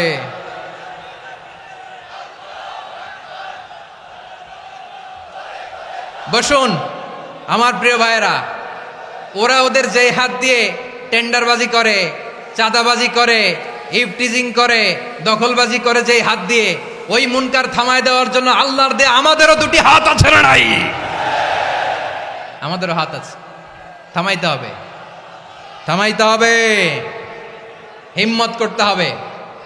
আমার প্রিয় ভাইয়েরা, না থামালে আমরাই ডুববো শেষমেশ। আমাদের বাঁচার জন্য হইলেও থামাইতে হবে। রব্বুল আলামিন বলেন, ওয়াত্তাকু ফিতনাতাল লা তুসিবান্নাল্লাযীনা যালামু মিনকুম খাসসা। ও আমার গোলামেরা, ওই আযাবকে ভয় করো যে আযাব যখন আমি জমিনের বুকে পাঠাই শুধু জালেমদেরকেই মারি না, আলেমদেরকেও মারি। আযাব যখন আসে তখন শুধু জালিমই মরে না, আলেমও মরে। জানেন, মুসা আলাইহিস সালামের পায়ে একবার একটা লাল পোকা কামড় দিয়েছে, লাল পিঁপড়া। লাল পিঁপড়া কামড় দিলে খুব আরাম লাগে না? কি লাগে? হ্যাঁ, জলে না? লাল একটা পিঁপড়া কামড় দিছে, তো উনি রেগে মেগে পাশি দেখে লাল পিঁপড়ার বাসা, পা দিয়ে ডলে মুছে সবগুলো পিঁপড়া মেরে ফেলছে। এই ঘটনাটা আল্লাহ ঘটিয়েছেন এজন্য মুসা আলাইহিস সালাম ছিলেন কালিমুল্লাহ, সরাসরি আল্লাহর সাথে কথা বলতেন। তিনি আল্লাহকে জিজ্ঞেস করেছিলেন, আল্লাহ তুমি যখন কোনো জনপদে আযাব পাঠাও, শাস্তি দাও, ওখানকার শুধু জালেমরাই তো মরে না, ভালো মানুষগুলাও মরে, তো আযাব দিবা মুশরিকদের উপর দিবা, অবাধ্যদের উপর দিবা, ভালো মানুষগুলারে মারো কেন? আল্লাহ বললেন, মুসা তোমার যে কামড় দিছিল পায়ের মধ্যে পিঁপড়া, কয়টা পিঁপড়া? জোরে বলেন। একটা পিঁপড়া, তো সবগুলারে মারলা কেন? রেগে মেগে পুরো পিঁপড়ার বাসা ভেঙে ম্যাসাকার করলা কেন? এই মুসা, আমি যখন অ্যাকশনে যাই, আমি যখন শাস্তি দেই, তখন এত বাস বিচার করা হয় না, বাস বিচার করা যায় না। যখন অ্যাকশনে যাওয়া হয় ওইটা ডাইরেক্ট অ্যাকশন হয়ে যায়। চিল্লায় বলো ঠিক কি না? এজন্য আমাদের বাঁচার জন্য হলেও এই পাপ থামাতে হবে, এই শয়তানের অট্টহাসি থামাতে হবে, অন্যায় অপরাধ সমাজ থেকে আমাদের থামাতে হবে। কারণ আযাব আসলে ওরাও মরবে, আমরাও মরব। একটা জাহাজ 2 তলা, আপনি আছেন 2য় তলায়, শুনতেছেন? শুনতেছেন? জাহাজ কয় তলা? আপনি কোন তলায়? 2য় তলায়। নিচের তলার কিছু লোক জাহাজের তলা ছিদ্র করতে আরম্ভ করছে। কি ছিদ্র করতেছে? আচ্ছা, জাহাজের তলা ছিদ্র করলে তলা দিয়ে কি ঢুকে? এখন আপনি যদি বলেন আমার কি, আমি তো 2 তলায়, আমার কি, আমি তো সেফ, আমি ইন দ্য সেফ জোন, আমি তো ভালো আছি, আমি তো ভালো আছি, ওরা ছিদ্র করে ওরা মরবে। আসলে কি শুধু ওরা মরবে, নাকি তলা ফুটো হলে ভিতরে পানি ঢুকলে আপনারও সলিল সমাধি হবে? তলা দিয়ে যখন পানি ঢুকবে, জাহাজ ঢুকলে আপনিও মরবেন। এজন্য নিজে মরার আগে ওই পাগলগুলোর নিচতলায় যে থামাতে হবে। চিল্লায় বলেন ঠিক কি না? এজন্য আল্লাহ বললেন, মুনকার প্রতিরোধের দায়িত্ব সমাজের টপ টু বটম সবার। পুরো আম্মার দায়িত্ব, সরকার প্রধানের দায়িত্ব, প্রতিটি ফ্যামিলির প্রধান বাবার দায়িত্ব, বিশ্বনবী বললেন প্রতিটি সচেতন মুসলিমের দায়িত্ব। এজন্য মুনকার প্রতিরোধ করার দরকার আছে না নাই? সমাজে এই যে ইফটিজিং হয়, আপনার বোনের বয়সী একটা মেয়েকে কিছু বকাটে টিটকারি করে, এই বলে সেই বলে, নোংরা কথা বলে, রাস্তায় দেখেও আপনি পাশ দিয়ে না দেখার মতো চলে যান কেন? আপনি দাঁড়ান না কেন? আপনি দাঁড়ালেই তো থেমে যাবে। কারণ সত্যের যে শক্তি, তার সামনে মিথ্যা মুখ থুবড়ে পড়ে। আপনার সামনে ও কিছুই না, নাথিং। আপনি দাঁড়ান, ওকে প্রশ্ন করেন যে আমার বোনকে তুমি ডিস্টার্ব করো কেন? আপনাকে দেখে আরো 5 জন দাঁড়াবে, 5 জনকে দেখে আরো 10 জন দাঁড়াবে। আমাদের নীরবতা আর আমাদের নিশ্চুপ থাকাই জালিমদেরকে আরো শক্তিশালী জালিম বানিয়েছে। এজন্য মুনকার প্রতিরোধের দায়িত্ব আমাদের সবার। টেন্ডারবাজি, চাঁদাবাজি, দুর্নীতি, অপরাধ, দখলদারিত্ব, মজুদদারি, এগুলো সব কিছু একসাথে প্রতিরোধ করতে হবে। ঠিক কিনা বলেন? একটা মানবিক সমাজ যদি চাই, প্রতিরোধ করতে হবে। প্রিয় ভাইয়েরা, আল্লাহর শপথ নিয়ে বলি, এই নাসিহাতগুলো সবার জন্য, সব দলের জন্য, সব মতের মানুষের জন্য। আমরা কোনো দলের প্রতি মানুষকে ডাকি না, আমরা ডাকি ইসলামের দিকে। সব দলের, সব মতের, সব মানুষদেরকে আমরা আহ্বান জানাই, আসুন আমরা একটা সুন্দর সমাজ বিনির্মাণ করি। এই যে নতুন বাংলাদেশের এক সুযোগ এসেছে, আর জীবনে হয়তো আসবে না, সামনের 100 বছরে এই সময় আসবে না। আসুন দেশটাকে আমরা সাজাই, আসুন আমরা দুর্নীতি বন্ধ করি, আসুন আমরা চাঁদাবাজি বন্ধ করি, আসুন আমরা দখলদারিত্ব বন্ধ করি, আসুন আমরা এক দল আরেক দলকে নিশ্চিহ্ন করার যে রাজনীতি, এটা বন্ধ করি। সব দলের প্রতি আমার আহ্বান। আমি কিছুদিন আগে একটা নিউজ দেখলাম, ওই যে লন্ডনে বসে জনাব তারেক রহমান সাহেবকে আমি ধন্যবাদ দিতে চাই। উনি সংবাদ শোনা মাত্রই ওনার দলের অনেক চাঁদাবাজকে উনি বহিষ্কার করেছে। I do appreciate. প্রতিটি দলের এরকম ইনিশিয়েটিভ নেওয়ার দরকার আছে না নাই? যে কোনো দলের যে কোনো দলে এই প্র্যাকটিসটা থাকার দরকার আছে না নাই? চাঁদাবাজদের সাথে আপনারা নিজেদেরকে মুক্ত ঘোষণা করবেন যে এরা আমার দলের কর্মী হতে পারে না। আমরা চাঁদাবাজ মুক্ত বাংলাদেশ চাই, জুলুম মুক্ত বাংলাদেশ চাই, ফ্যাসিজম মুক্ত বাংলাদেশ চাই, গুণ খুন খারাপি মুক্ত বাংলাদেশ চাই। আমরা নতুন ভোরের বাংলাদেশ চাই। ওই বাংলাদেশ পাওয়ার জন্য মুনকার প্রতিরোধে, অন্যায় প্রতিরোধে যদি বাঘের বাচ্চার মতো, আবু সাইদের মতো দুই হাত উঁচু করে বুককে টান টান করে প্রসারিত করে দাঁড়াতে হয়, রাজি আছো মুসলমান? কারা কারা রাজি? আল্লাহকে হাত দেখিয়ে প্রতিজ্ঞা করো।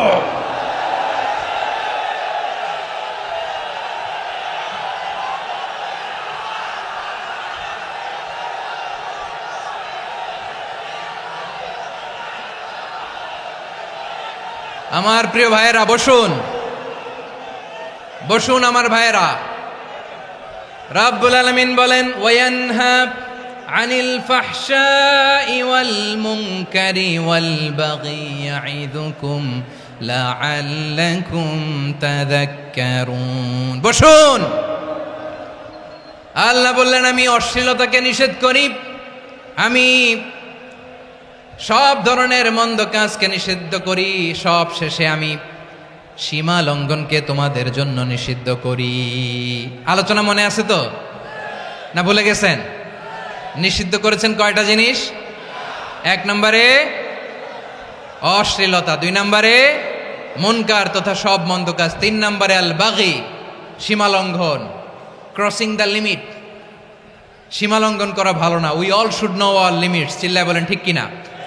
একই আয়াতে আল্লাহ বললেন কুল ইন্নামা হাররামা রাব্বিয়াল ফাওয়াহিশা মা যাহারা মিনহা ওয়া মা বাতানা ওয়াল ইসমা ওয়াল বাগিয়া বিগাইরিল হক। অন্যায় ভাবে যে অবাধ্য হয়, যে সীমা লঙ্ঘন করে, তাদেরকেও আমি এটা হারাম করে দিলাম। সীমা লঙ্ঘন করা হারাম, সীমা লঙ্ঘন করা হারাম। আল্লাহ বারবার বারবার আমাদেরকে ওয়ার্নিং দেয়। যখন আমরা থামি না তখন আল্লাহ ধরে, আর যখন ধরে তখন ছাড়ে না। ধরে ধরে ধরে না, ধরলে আল্লাহ। ফেরাউনকে কিন্তু হুট করে ধরে নাই, আপনারা জানেন 9 বার ওয়ার্নিং দিয়েছে। ফেরাউনকে আল্লাহ তাআলা ওয়ার্নিং দিয়েছিল কয়বার? বীর চট্টলার বীর সেনানীরা আওয়াজ করে বলেন ফেরাউনকে ধরার আগে ওয়ার্নিং দেওয়া হয়েছিল কয়টা? রাব্বুল আলামিন বলেন ওয়ালাকাদ আতাইনা মূসা 9 আয়াতিন বাইয়িনাত। 9টা মুআজিজা দেখিয়েছি। 1 2 3 বারবার এইভাবে রিমাইন্ডার, ওইভাবে রিমাইন্ডার, এইভাবে নসিহাত, ওইভাবে দাওয়া। ফাকুলা লাহু কাওলান লাইয়িনা, নরম করে বলো, সফট করে বলো, যত ওয়ে হতে পারে দাওয়া মেথডোলজির। মূসা আলাইহিস সালামের সব অ্যাপ্লাই শেষ। 10ম বারে যে আল্লাহ ধরছে, 10ম বারে যে ধরেছে। এজন্য আল্লাহ বলেন আমি সীমালঙ্ঘনকে পছন্দ করি না। কোরআনের অন্য আয়াতে বাগীকে বলা হয়েছে আল ইতিদা। সীমালঙ্ঘন যারা করে তাদেরকে আল্লাহ বলেছেন মুতাদিন। ওয়াকাতিলু ফি সাবিলিল্লাহিল্লাযীনা ইউকাতিলুনাকুম ওয়ালা তা'তাদু ইন্নাল্লাহা লা ইউহিব্বুল মুতাদিন। আমি সীমালঙ্ঘনকারীদেরকে কঠিনকালেও পছন্দ করি না। আমরা যেন সীমালঙ্ঘন না করি, রাজি আছেন তো? যে কোনো ক্ষেত্রে ইবাদতে যেন সীমালঙ্ঘন না করি।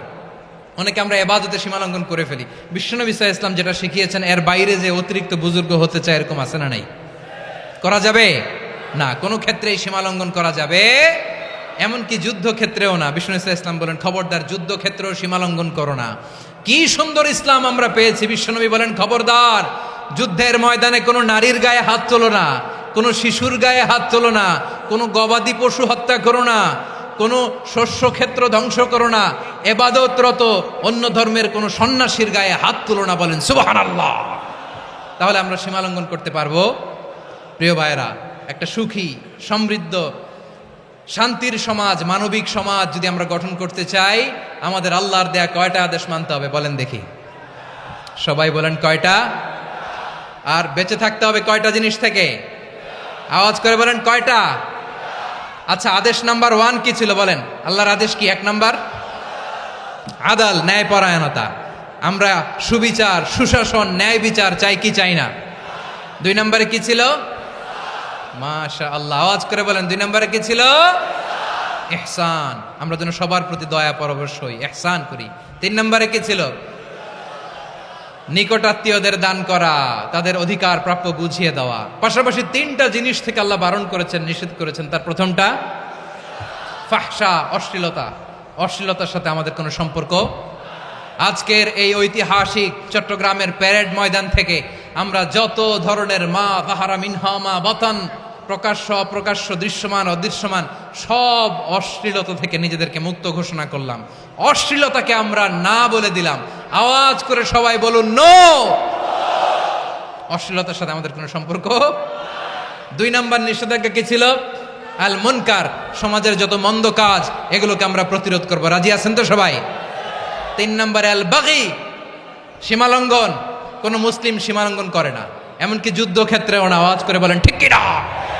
রাব্বুল আলামিন শেষে বললেন ইয়াইদুকুম লাআল্লাকুম তাযাক্কারুন, আল্লাহ তোমাদেরকে উপদেশ দেন যাতে তোমরা শিক্ষা গ্রহণ করো। আমরা উপদেশ দিব, আমরা জোর করে কাউরে কিছু মানাতে চাই না। লা ইকরাহা ফিদ্দিন ওয়া যাক্কির ফাইন্না যিকরা তানফাউল মুমিনিন। উপদেশ দিলে এটা মুমিনদের কাজে দেয়। লাস্তা আলাইহিম বিমুসাইতির ইন্নামা আনতা মুযাক্কির। নবী হে, আপনি রিমাইন্ডার দাতা, আপনি উপদেশ দিবেন। আমরাও বিশ্বনবীর এই হাদিসগুলো থেকে, কোরআনের আয়াত থেকে রিমাইন্ডার, এই কথামালা, বাণীবাহক হিসেবে এই বাণীগুলো আপনাদের সাথে কাছে পৌঁছে দিলাম। আমরা আল্লাহ তাআলার কাছে প্রার্থনা করি, আল্লাহ আমরা যেন আদল দিয়ে আমাদের সমাজকে গঠন করতে পারি। আল্লাহ আমরা যেন ইহসান করতে পারি, আমরা যেন নিকটাত্মীয়দের দান করতে পারি। আল্লাহ যত ধরনের অশ্লীলতা, অনাচার, মন্দ কাজ, সীমালঙ্ঘন, অবাধ্যতা থেকে যেন আমরা বেঁচে থাকতে পারি। আল্লাহ তাআলা আমাদের সবাইকে কথাগুলো বোঝার ও আমল করার তৌফিক দান করুক।